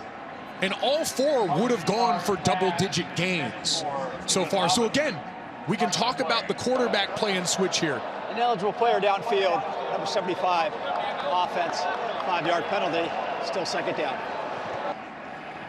Junior Anguilau, the left guard. Texas has had to shuffle its O-line this season. Denzel Okafor, one of their guards, got hurt, so Anguilau moved from right guard to left guard.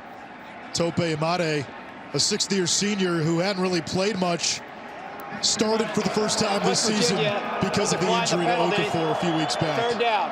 Yeah, for a group that's already trying to learn a new scheme, now you interrupt with continuity issues, and it makes the lines of communication that much more difficult. West Virginia declined the penalty, so it'll bring up 3rd and 10, and Texas still looking for its first third down conversion of the game.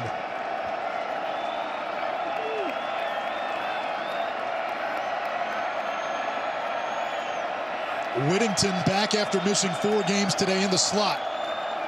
He's been their go-to guy on third downs before he got hurt. Card will take off and tripped up. Darrell Porter made the play at the 45. It's 4th down. The beauty of this West Virginia defense for Jordan Leslie is at the second level. It's technically a 3-3-5, but it can morph around. You can shift it to get 4-down looks up front. And in the secondary, with that spear roll, with guys like Jackie Matthews and Scotty Young, you cloud the picture on every down, giving a different look to opposing offenses. Estelle fielding the Dicker punt inside the 15. And that's where West Virginia will begin after a 46-yard kick.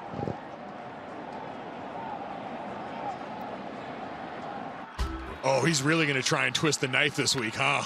He's got to. Letty Brown on first down. Slips 1 tackle, still churning. And plows ahead across the 20 for a gain of 7.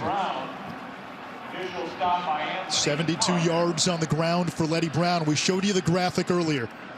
In all 3 of West Virginia's FBS wins, they also beat LIU, Letty has gone over 100 yards on the ground. And in key moments like this where you've got a lead, it's a great way to start to take the air out of this game here, to really set a physical tone against a Texas defense that surrendered 200-plus rushing yards in 4 of their last 5. Brown again. A gain of a yard, so third down coming up.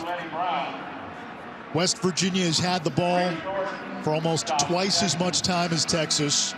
You look at total plays, 50 for the Mountaineers, 29 for the Longhorns. It's been dominance for this West Virginia offense. And again, third down, Jarrett Doege is most comfortable spread out like this. Letty Brown all the way out to the outside. So you see, does a linebacker go with him or a safety, letting you know man or zone coverage. And you got a linebacker running, so he knows he's got man. Doege has a receiver. And a first down for West Virginia. Winston Wright, his 5th reception. He came into the game second to the conference in catches behind only Iowa State's Xavier Hutchinson. And so without Bryce Ford-Wheaton to get you wins, you've got to give your quarterback information. A great call with the mesh route there, get a natural rub against man coverage, and a great window for your quarterback. Tony Mathis spells Brown. Doege's got time. Rolls to his right. And that's a wise decision by Jarrett Doege. Oftentimes, we have seen plays like that. When he gets into trouble or he takes too much time, it ends up in disaster. That time it's a positive gain. It was. That was growth from the young quarterback. And you see, Texas shifting coverage. They go from a 2-high safety look to 1. And so now Jarrett Doege takes a tick longer, but doesn't put the ball in harm's way and gets a modest gain. 2nd and 7. Mathis. And he's close to a first down. Ojimo the stop. Mathis played well in the Iowa State win. Showed some burst, spelling Letty Brown.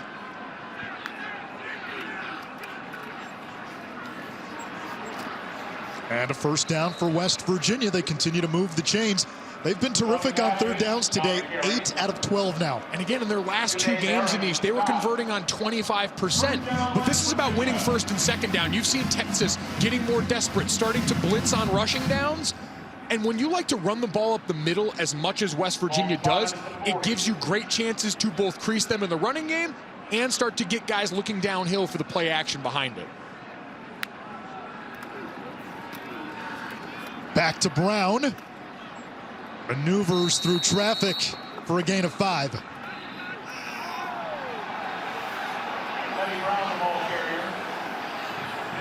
B.J. Foster threw Brown to the ground. And that seemed to happen after the play. And now both teams getting into it. It's no secret. Frustrations for both sides.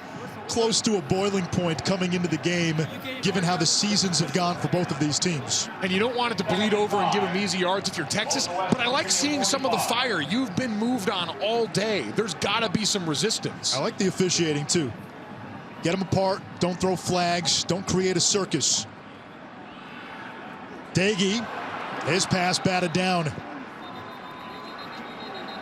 Tavondre Sweat, the junior, number 93, got his paw on it.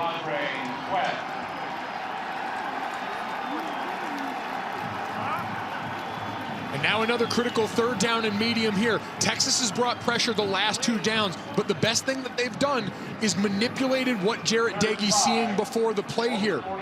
Maybe show pressure, drop back, and continue to try and cloud it. See if you can bait him into another mistake as they spread it out again with 5 wide. Empty set, 3-on-2 at the top of your screen.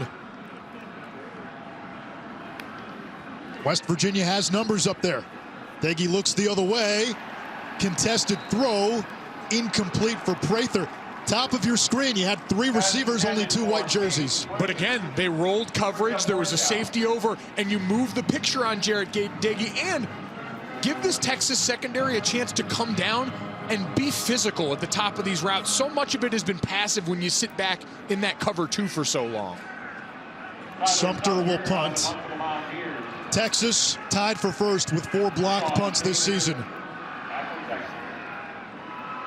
Jamison's a dangerous return man.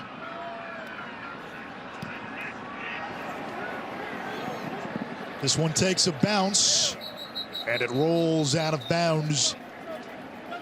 Texas ball on the other side. 8:52 to go, third quarter. Longhorns down 11.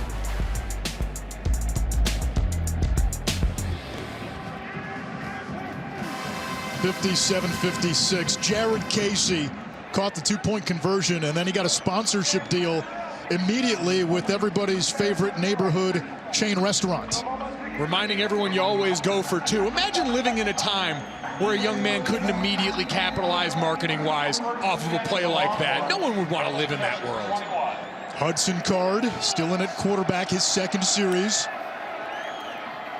Off play action. Card loads up and airmails Washington. So this is now the second time in 3 games where Casey Thompson has been benched. It happened against Iowa State. Card is getting a chance here. Last week the plan was to play both. Card struggled, and Thompson accounted for 7 touchdowns, 400+ yards of total offense. It's been ride the hot hand, but this is certainly a different caliber of defense you're playing with West Virginia. Much more discipline across the board.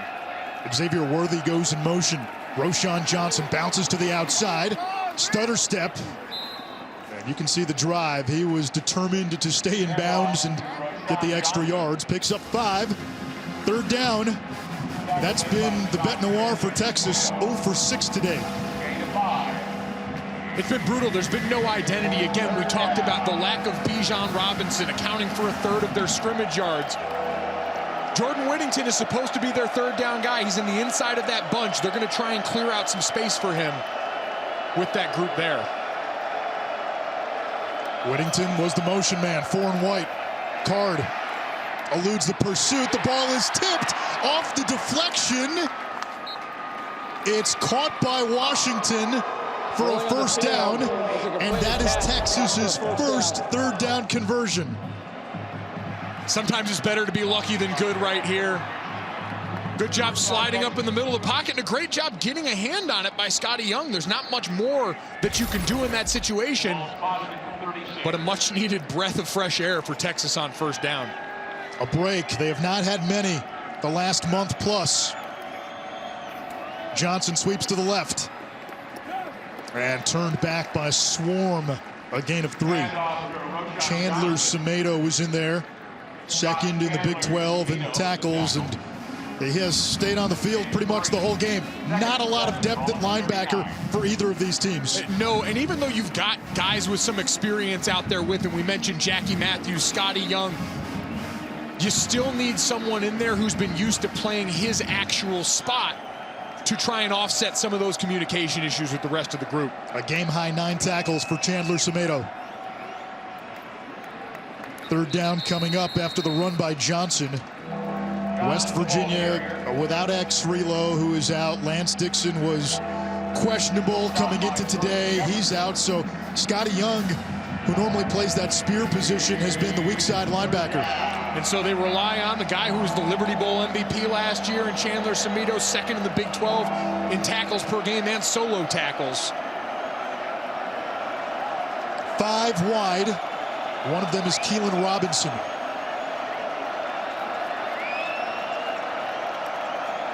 Rushing 3, dropping 8. Card steps up over the middle, caught, and a first down for Texas. Xavier Worthy, a gain of 6, his 4th reception. And a lot of good short area stuff, Anish. We've seen them try and go with double moves. We've seen the bad drops down the field here. And so now Texas taking some of the approach we saw from West Virginia early in the game on offense.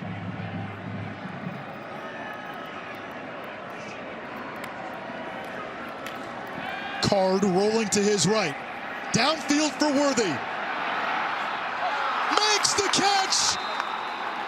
Touchdown, Texas. 4 straight games with a touchdown by the freshman. And it's a 1-score game in Morgantown. And we talked about all that underneath work, Anish. Sets it up for the double move here from your talented freshman wide receiver. Watch Aiton White on the outside here, setting up in the in-night with the out and up. Does a great job getting distance, but then what a ball by Card to put it out in front of him, not underthrowing that, not giving the defender a chance to catch up to your freshman record-breaking wideout. 12 touchdown receptions. Now one shy of the single-season Texas record. That was Jordan Shipley, who had 13 back in 09.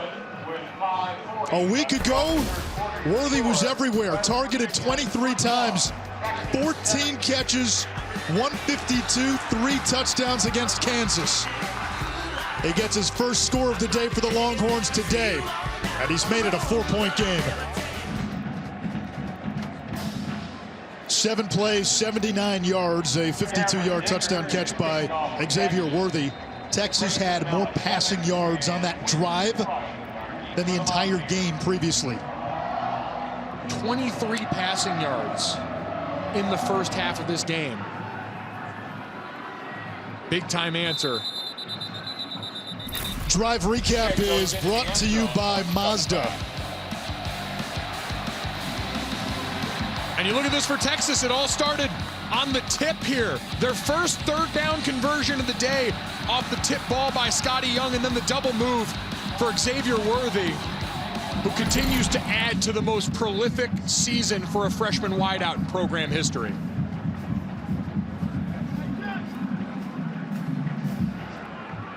First and 10 for the Mountaineers, ball to West Virginia 25-yard line.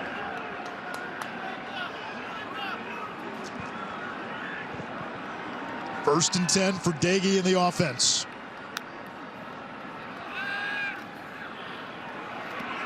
Dagey under pressure, and he is sacked. He had been sacked 14 more times than any other quarterback in the Big 12 entering play. And just like you saw there, Anish, only a 3-man rush. Coming into this game, 23 of his 25 sacks had come without the defense having to add a blitzer. But again, it's because on the back end now, Texas starting to slide to more single high and making Jared Dagey think. Now that was the look again. Dagey scanning. Down he goes again. It's Sweat with the sack. It's 3rd and long. And the pendulum is swung toward the boys from Austin. What an answer now by Texas on defense. And really a niche for their defense. We know they've struggled all season long. As you watch the pass rush here from Tavondre Sweat, just staying active in a 3-man rush as the back-end coverage helps you out. Coverage and pass rush always tied together, and now they get the rare opportunity to pin their ears back up front. 3rd and 18. Dagey downfield, Winston right. And he's able to move the chains. A gain of 19 to the junior from Savannah. And Anish, I think about going right back to a big play after this one. Because remember, no Bryce Ford Wheaton on the field. Winston Wright stays active, finds a hole in the zone. That is a backbreaker morally for a defense now. I'd load them up and try and take advantage of that, get something deep over the top.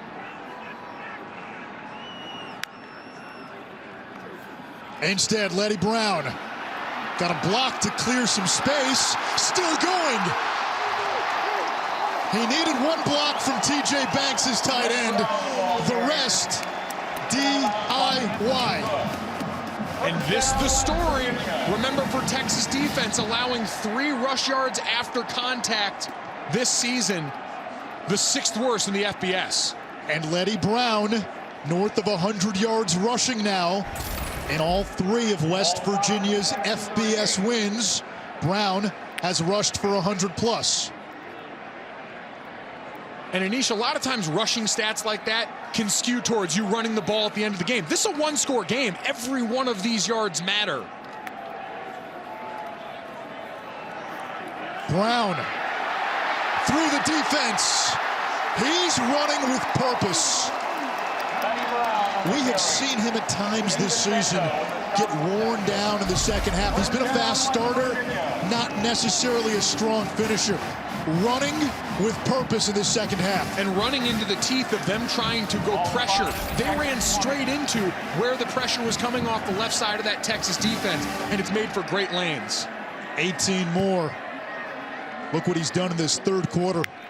Averaging 11+ a carry.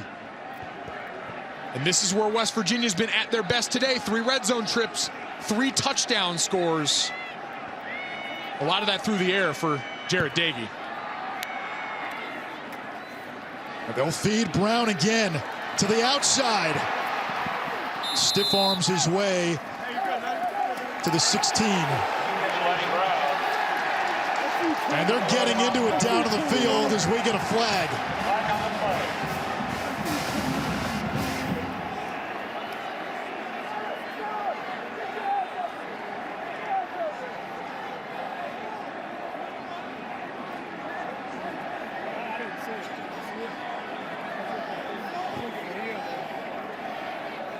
After the play is over, unsportsmanlike conduct, number 4, defense.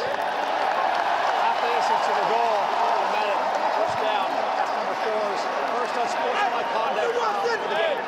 Darian Dunn, the McNeese transfer. Taylor. With purpose, because he is trying to get to that 1,000-yard rushing mark this season. He told me I still had the chance to do that. He wanted to be a more complete back this season, but he also really wants to get to that mark. Came in with 751, 126 today, so needs to double that total next week, and perhaps if West Virginia wins out in the bowl game. 2 backs now as Mathis is in.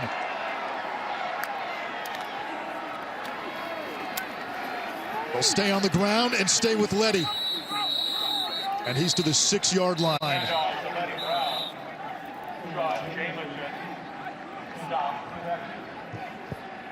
Fourth 100-yard game of the season, 11th of his career.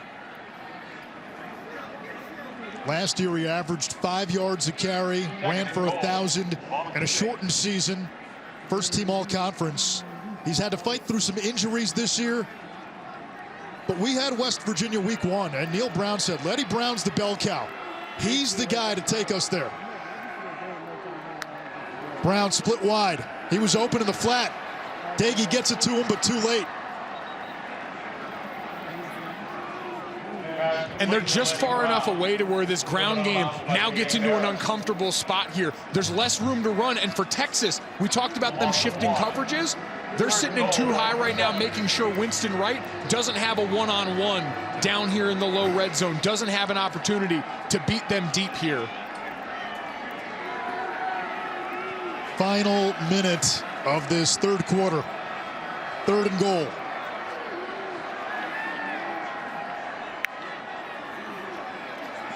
Doege's got time. Back of the end zone. And brought in for a score. Sean Ryan.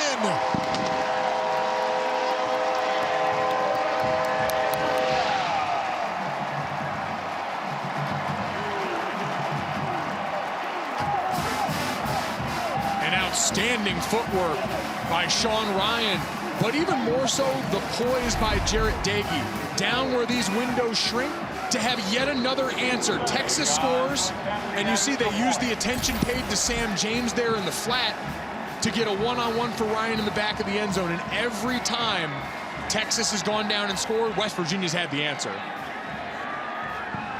The first Texas touchdown, a long run by Keelan Robinson. West Virginia responded.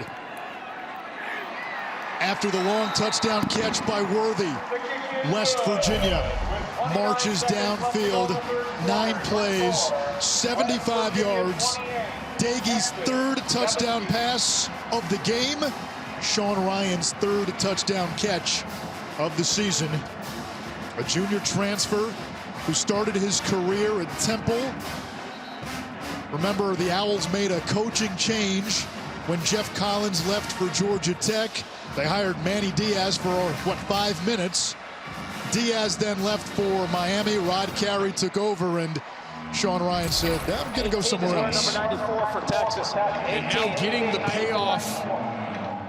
We've talked so much about this West Virginia offense, trying to get consistency, but with all the criticism, we heard Jarrett Doege tell Taylor McGregor, leading the Big 12 in passing yards, doing the thing that he's done this season. He's 22nd nationally in completions per game. This is still a productive West Virginia passing offense, just a little bit inconsistent, especially in critical downs and distance the last stretch of games.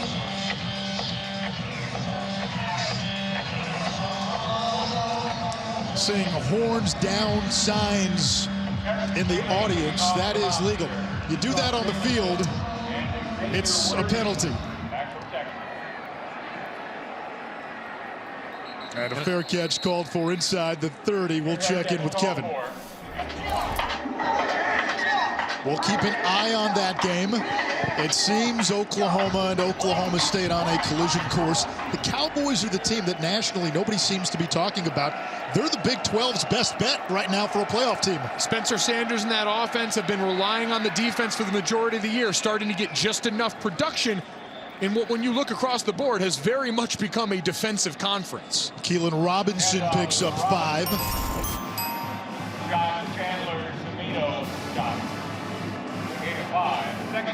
Tuesday, the next batch of playoff rankings come out. We'll have that for you on ESPN. Worthy, who had the touchdown, lost the football at the end of the play. Catch, fumble, they mark him out right at that first down marker. And quarter number 3 comes to an end. Both teams trading scores. Texas has done it today with the big play. It's been a methodical approach by West Virginia. Long drives. We go to the fourth quarter. A couple of teams that have struggled to play 60 minutes at times this season. We come down to the final 15 minutes in regulation. Texas with the ball, down 28-17. Hudson Card has been the quarterback here in the second half.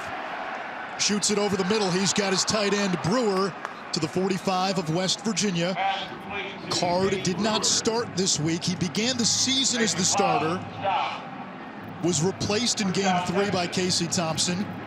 Card came off the bench against Iowa State. Got in for 3 series last week against Kansas, and then replaced an ineffective Thompson to begin the second half today.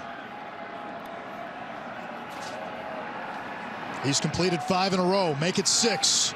Worthy outside the numbers to the 46-yard line.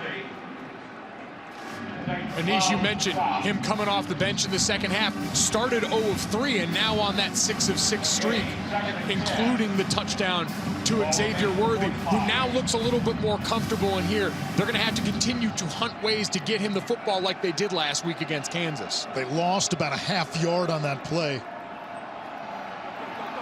Up the middle, a big opening. Robinson into the secondary. Finally subdued at the 20-yard line. 25 more for Keelan Robinson, and he's got the first 100-yard game of his career. And that was all about setting it up with the motion by Xavier Worthy. Look at the linebackers. They sit back on their heels. They see the best player running across the field.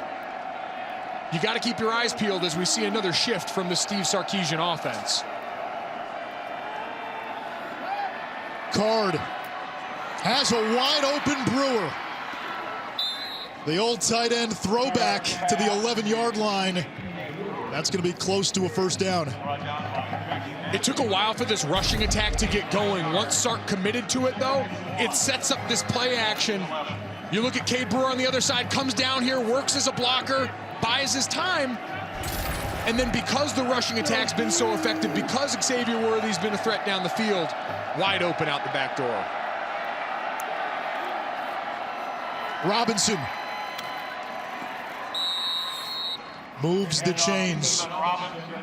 Texas without Bijan Robinson, for my money, the most talented running back in the country, out for the season with an elbow injury.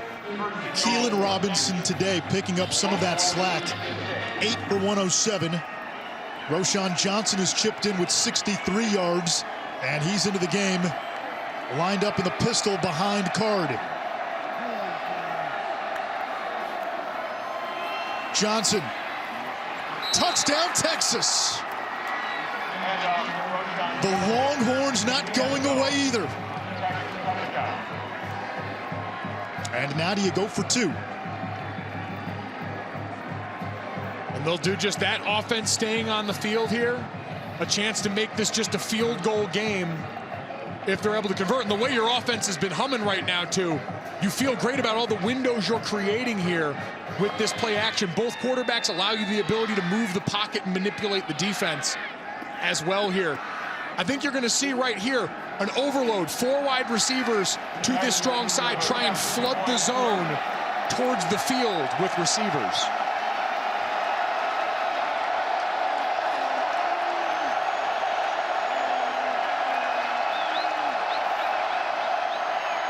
Card, end zone, it was tipped, incomplete. He wanted Whittington. Chandler Semedo got his hand on it. It's 28-23. Just a great understanding by your veteran linebacker, seeing the quarterback's eyes and getting in that window. So Texas finds a way to answer, getting their rushing game into the end zone, but the 2-point conversion thwarted. 28-23, West Virginia when we come back.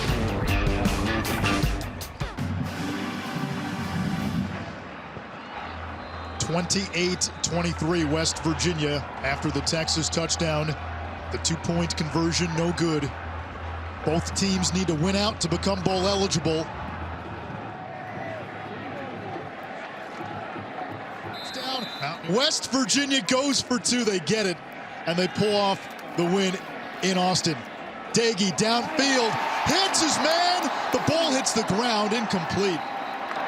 He wanted Sam James near midfield, and James, who has struggled with drops in his career, actually saw a sports psychologist. It was the yips, and fails to hold on to that one. He's been much better about that this year. That was a good throw, and that's one James has to have. Has to have.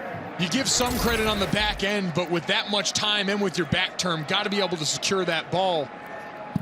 Now a little bit off schedule for a West Virginia offense. James now to the sideline. Bryce Ford-Wheaton, one of West Virginia's top receivers, out for the game already. They'll set up the screen. Texas snuffs it out. And driven back at the 20-yard line, a loss of 5, Isaiah Estale. It's 3rd and long. And remember, last time Texas does a good job behind the line of scrimmage pressuring the quarterback. West Virginia able to hit them deep. They sat back a little bit here. I think if you're Texas, you got to come after Jarrett Dagey and try and force him to throw under pressure. On the last drive for West Virginia, they converted on 3rd and 18. Mountaineers 10 out of 15 on 3rd down. Clean pocket for Dagey. Over the middle for Reese Smith, who hauls it in. And that's got to be back-breaking for a defense. 2 consecutive drives. You get the offense in 3rd and long, and you can't get off the field. And that's why I just don't understand, Anish. You sit back and cover 2. You've been rolling shells all day. You've been trying to get pressure, and now you allow Jarrett Dagey to just hunt the middle of the field. Credit him for putting the ball over the top of the linebacker, but Texas's defense giving him a still picture on a ground where you need chaos. The down, excuse me. 284 yards passing for Dagey. 26 of 37. Now a dose of Letty Brown. Thunders across midfield. A dozen more for Brown, up to 140 yards rushing. Another first down for West Virginia. And now on this half of the field, a Texas defense which has gotten worn down in the second half of games this year. You're about to feel the wrath of number 4. And of number 85. I got to give TJ Banks some credit at tight end here, has stepped up as that position's dealt with injury. O'Laughlin out, who's been a part of that here. Banks has stepped up big time for them all day. Brown to the outside. Letty Brown at his best as a north-south runner in the second half. We have seen him make a number of runs where he's bounced it to the perimeter and picked up big yards. Both teams have taken advantage of their tight ends as lead blockers. That's something we see plenty from Steve Sarkisian's offense. But, Anish, you notice it's been a shift. Letty Brown more in the second half. No Bryce Ford-Wheaton again, the most productive receiver for West Virginia, out after the first half with an injury. Ford-Wheaton has been a big play threat in the offense. Mathis in at running back on 2nd and 5.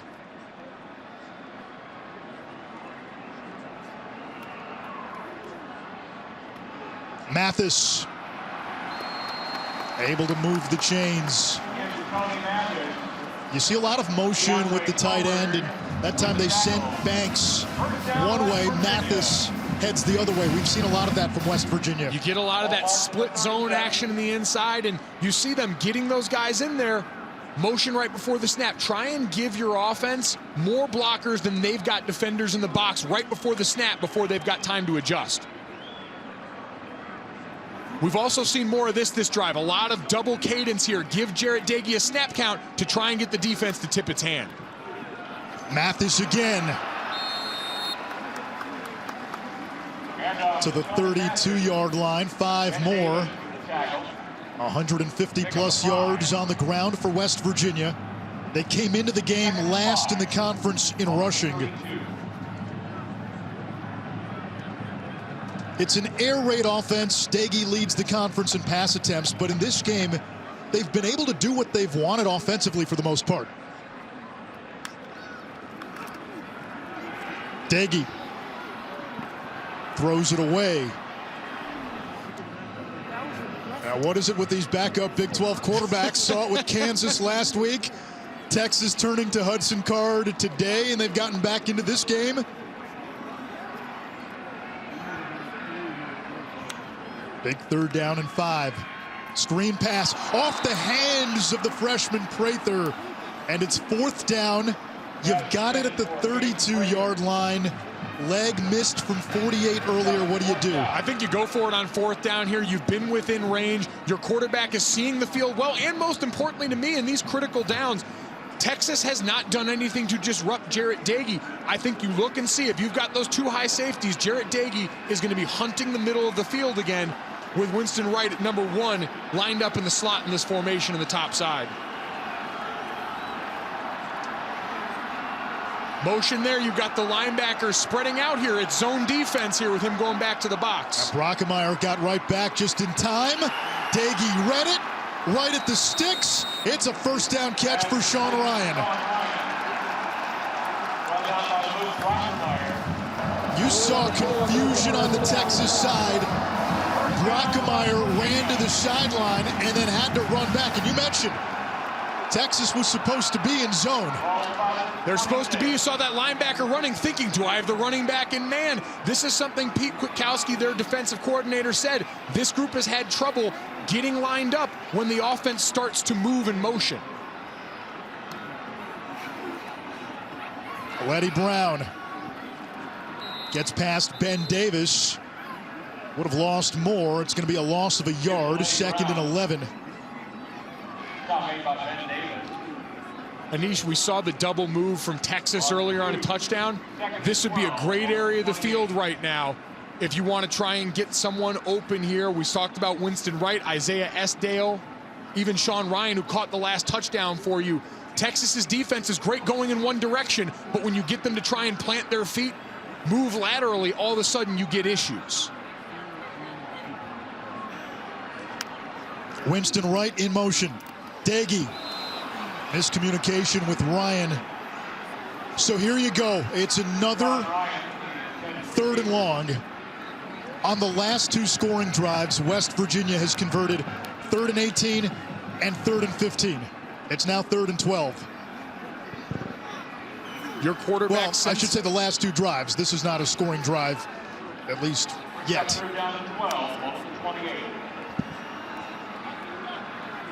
Again, using the snap count, getting a look at this defense here, and it looks like they're sitting back in too high. Sam James in the middle of that, matched up on a linebacker, try and split these safeties.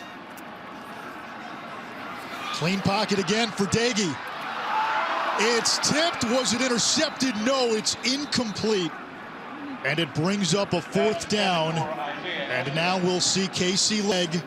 This will be about a 45-yard field goal attempt to make it an 8-point game.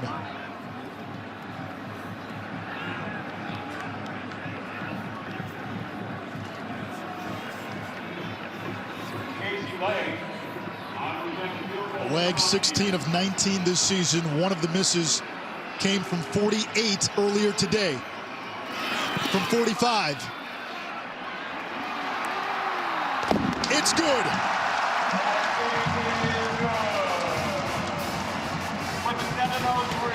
We're shaping up for another fun finish in the Big 12. West Virginia up 8. They'll kick off to Texas when we come back.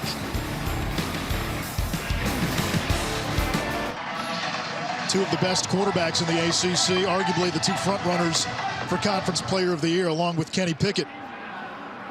Well, they won't give Jamison a chance. It'll be Texas ball as we go down to Taylor. West Virginia defensive coordinator Jordan Leslie's message to his defensive line just now: use your technique, own your gap, and account for the tight end. He didn't feel like they did that on Texas's last offensive drive. Steve Sarkisian loves to use Jared Wiley, Cade Brewer as those chess pieces and lead blockers in this offense. They've gone heavy on gap runs, pullers, toss action to the outside, counters and powers the other way. This strength of the West Virginia defense is up front. Those guys have to get penetration and play back over the top of blocks against a lot of these gap scheme runs for Texas. Hudson Card to throw on first down. Back over to Keelan Robinson. Accelerates across the 35 up to the 40-yard line, a gain of 16. A Texas team that has lost 5 in a row as Robinson is down on the ground. Longest losing streak since 1956.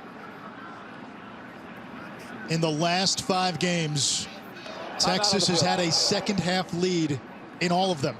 They have never led today. They'll attend to Robinson, and we'll step aside.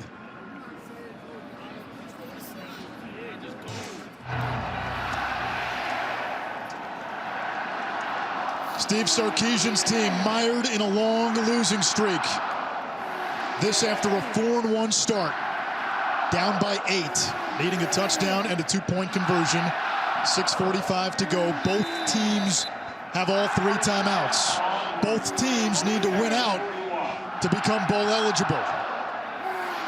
Keelan Robinson went down on the last play before break, so Roschon Johnson is in, and he tunnels ahead to about the 48-yard line. Give him 7. It's 2nd and 3.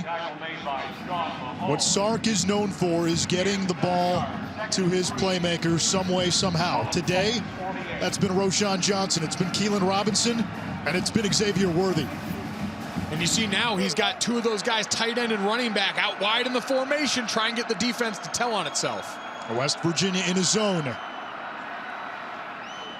Johnson is open, has midfield, and has a first down for Texas into Mountaineer territory. We talk about this a lot as a tendency for air raid offenses. You use these deep developing routes to open up what's the air raid version of the dive underneath for these running back swing passes. And so now 2 of those for Texas here. You start loading up for that deep shot that's got to be coming here soon as they cross the 50. Worthy comes in motion. Up the middle. And it's Johnson torpedoing to the 45-yard line. Less than 5.5 to go in regulation. Keelan Robinson will spell Roschon Johnson. The 2 of them have combined for almost 190 yards on the ground with Bijan Robinson out for the season. Took them a while, spinning their tires for a little bit in that first quarter. That really seems to be the difference in this game now, just how little that offense could muster.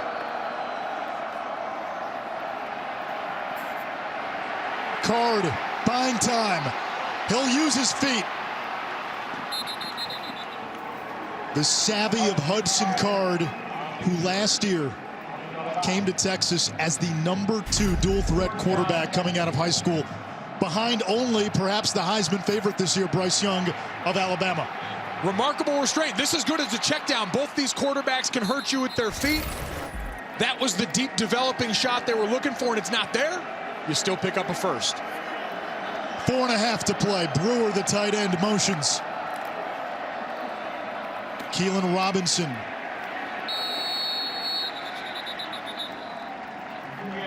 To the 28. Taylor. Back in there after some cramping, came to the sideline. They were stretching him out. He took a shot at pickle juice as he ran back there into the game, guys. Keelan Robinson with the tried and true remedy of pickle juice. which, Anish, I can tell you from experience, works very well. I've never actually tried it, but I take your word. I know next week's open. Robinson lined up at the bottom of your screen. Coming over on a drag route, juggled it, bobbled it. It's incomplete. Scotty Young in coverage. And Hudson Card limping at the end of that play. And limping badly here. Sark may have to think about a timeout. You tell him to go down right now. Give yourself a chance. And Keelan Robinson was walking with a slight limp as well. 3 players for Texas. Junior Angulau down the offensive lineman on a knee in the middle of the field. Remember, Angulau last week got hurt in that 4th quarter against Kansas. Card is limping off. Robinson went to the sideline walking gingerly. 3:46 to go. Texas, tested by its depth, has the ball, down 8.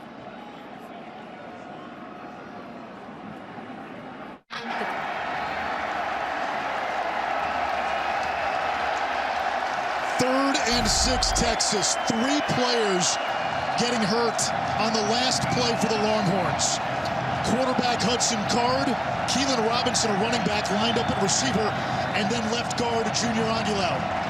All 3 going down now in a critical 3rd down.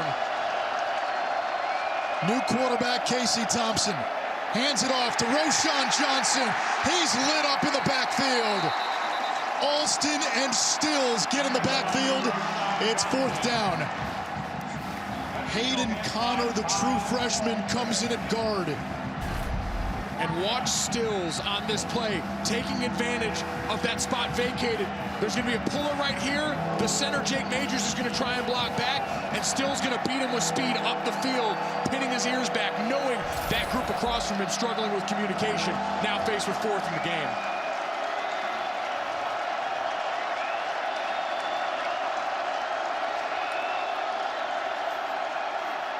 Thompson over the middle, intercepted.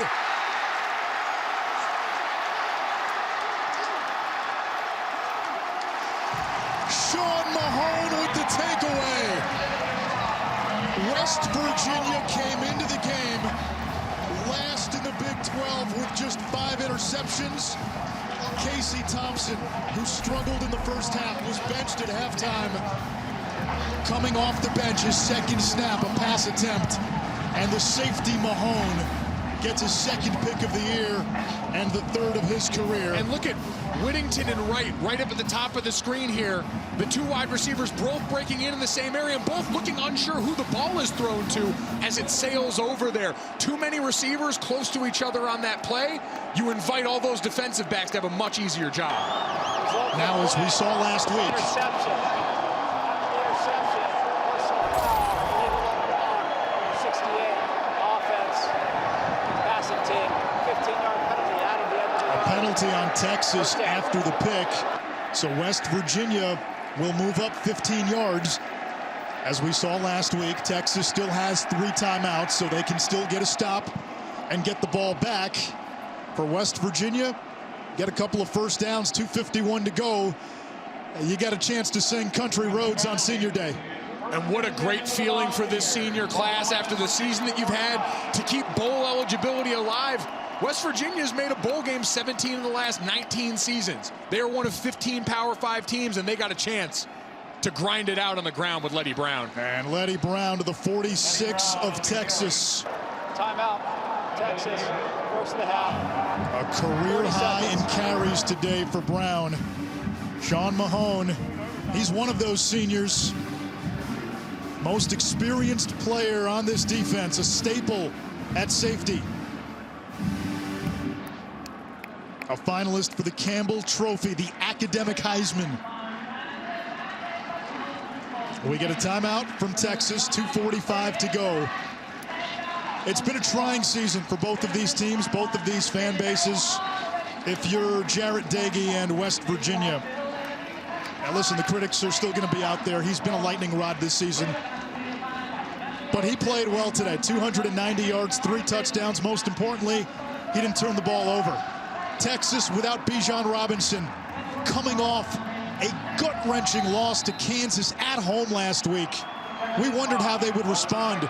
Down a couple of scores early, they did battle back. Shows the belief in their head coach. Steve Sarkisian's had to deal with a lot of noise on the outside. That locker room stepped up and had his back today on the field. 2nd and 5, it's Brown. Looking for an exit route, and he gets a couple. It'll bring up 3rd and short.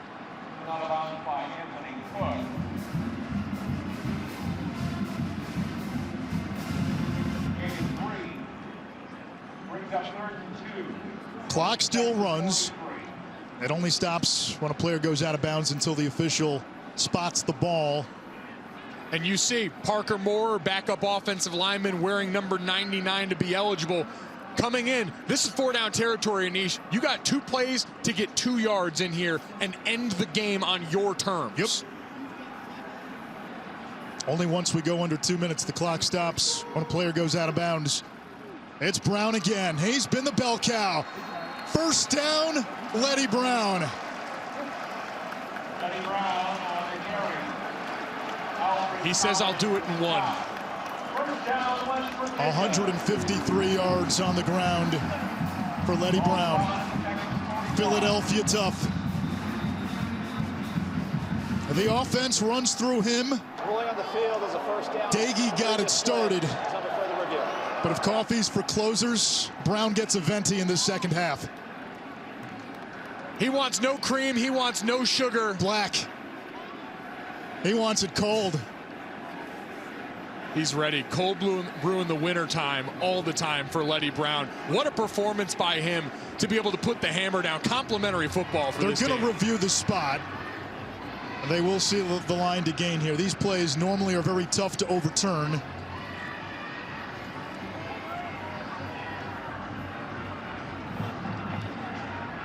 The last couple of weeks, Brown had been playing hurt, playing through an injury, and now neither team feels sorry for the other. Texas has seen its depth ravaged. You heard the comments from Steve Sarkisian earlier this week. You heard the comments from the athletic director. Texas has lost almost half of its 2018 and 2019 recruiting class. Now the context there is that happens when you change your coach. West Virginia's been decimated with injuries this year as well, especially on the defensive side the last few weeks. Their starting cornerback, Nick Troy Fortune, is out. They're down 2 weak side linebackers. The depth in the secondary's taken a hit. It's November in college football, Anish. Right. No one's walking into a game with the bodies they had at the beginning of the season, and if they are, they're likely one of the teams competing for a national championship. Everyone has got to find ways to overcome in these situations. West Virginia's been able to do that here. After review, the ruling on the field stands. 1st down. And no surprise there. Again, those plays incredibly difficult to overturn. 1st down, West Virginia, 1:59 to go. Now for the Mountaineers, Neil Brown has come under criticism and fire, especially locally. You win today, you get to 5-6. You end your season at Kansas. We know Kansas pushed Oklahoma. We know they beat Texas. That's a game you should win. It gets you to 6-6. You get the bowl game. You get the bowl practices that come with it. You can sell trust to the climb. Add another quality recruiting class in here. All of this is a part of the plan for Neil Brown and this staff.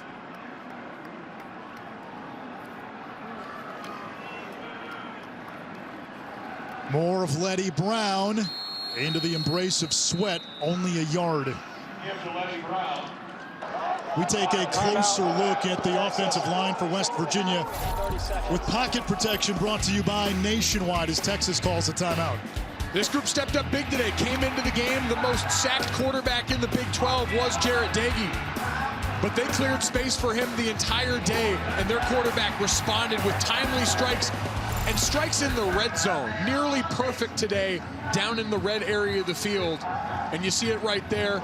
Valued the football, converted inside the 20s. And that group up front, had been challenged. We know this Texas pass rush on the other side had struggled all year long, but give credit to this offensive line that's developing with young parts in there. Zach Frazier, your leader, just a true sophomore. Wyatt Milam, they brought along here, now 5-6 starts into his career as a Mountaineer. They're trying to build this and build it up front with that group. One thing to potentially file away before you start writing the eulogy for Texas. They have a timeout left. You get a stop here, and let's say you get West Virginia to punt. Texas has blocked 4 punts this season. West Virginia did have a punt blocked last week against Kansas State. Nearly had one earlier. We had the running into the kicker penalty on a play that was very close for the Longhorns going after that football.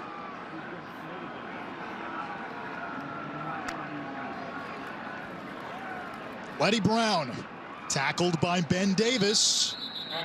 Texas uses its final timeout, 90 seconds to go, 3rd and 9. The Mountaineers are the only team currently in the Big 12 that does not have a losing record against Texas, 5-5. They are one of 3 FBS teams that have played Texas at least 10 times and have a record of 500 or better. One of them is your alma mater, Notre Dame. The other one may surprise you. Vandy. We need a good Commodores note this season. Need something to feel good about as Clark Lee starts to build the foundation for that program there. But a chance here too, Anish. We know what the future holds. Texas and Oklahoma at some point in the near future going to depart for the SEC. And so if you're West Virginia, try and go out here and cement a win and potentially have that stand for the near future and then. 3rd down and 8. Parker Moore, wearing number 99, comes in as an extra blocker. I would expect it's Letty Brown, and then you let the clock run down. Winston Wright in motion. Brown. He's going to be stopped. It's 4th down from just inside the 37. And West Virginia will let this thing run down about as far as they can. So Texas will get the ball back here, and let's see what West Virginia does. 1:23 and the 42nd play. So Texas is going to get it back with about 40 seconds or so. Some confusion with the clock right now. It's So they put 1:23 on the clock. Start on my signal. And they're going to start the play clock on the official signal. We've got the 25-second, or no, 40-second It's a 40-second play clock. So you can let this thing run down. You can take a delay. And then we go into the punt game. You've got Sumter, the punter for West Virginia. He had a kick blocked last week that K-State recovered and returned for a touchdown. Texas enters the game with 4 blocked punts, tied for 1st in the nation.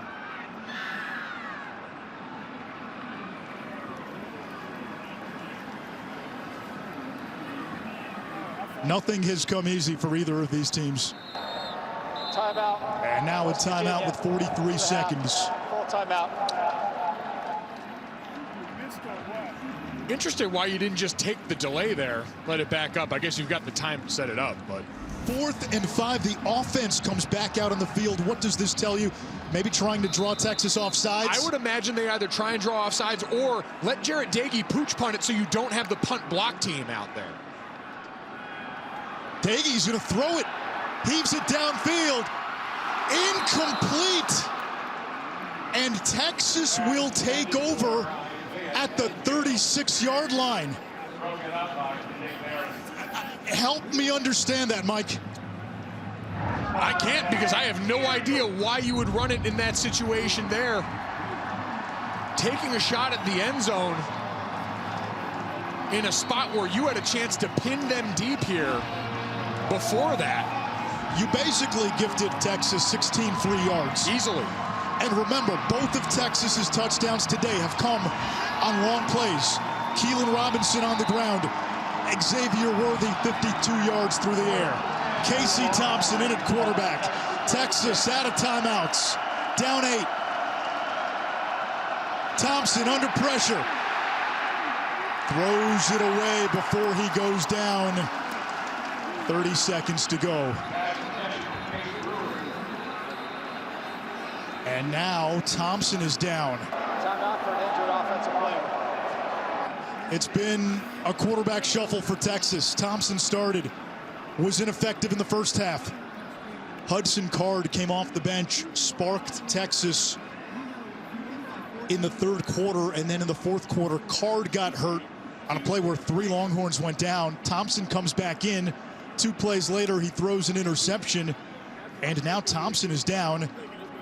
If Card can't go, and I do see Card warming up on the sideline, Texas would have to turn to Ben Ballard, a third-year quarterback who has not attempted a pass in his career.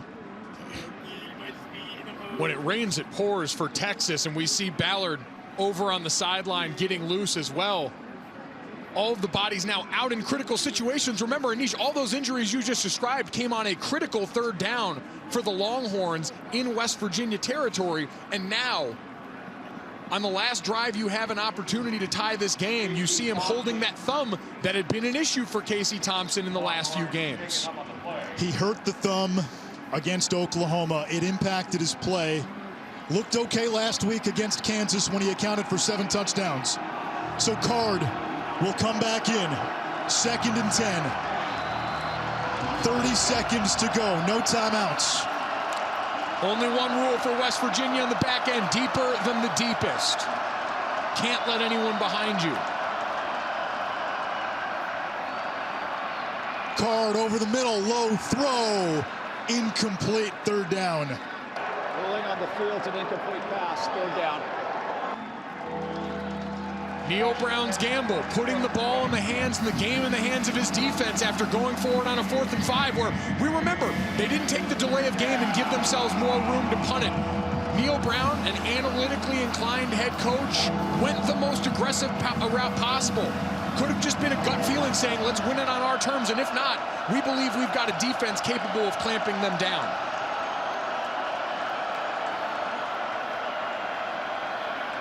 Card has time, pumps. Now he'll check down. Brewer's got to get out of bounds. He does. 4th down, 15 seconds to go. And you see Card having a really hard time moving around, favoring that ankle that we saw him off on before. This may be pitchy woo-woo. Call Scott Van Pelt and the boys. Get him and Stanford Steve ready. Could be an adventure.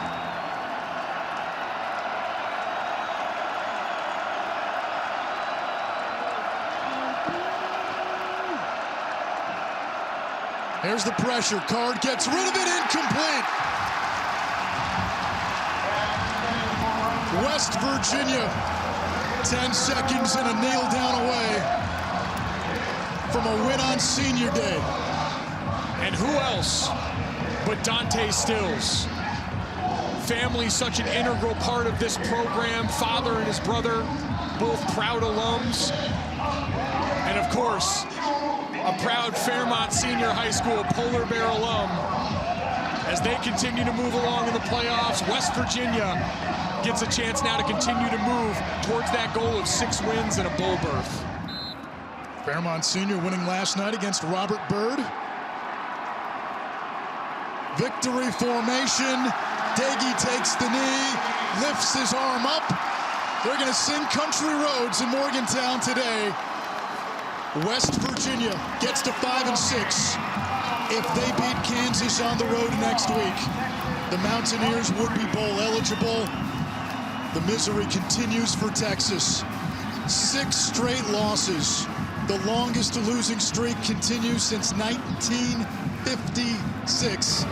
And Texas guaranteed a losing season for the 5th time since 2010. Jarrett Daggy, 3 TD passes, 290 through the air. Letty Brown, the bell cow.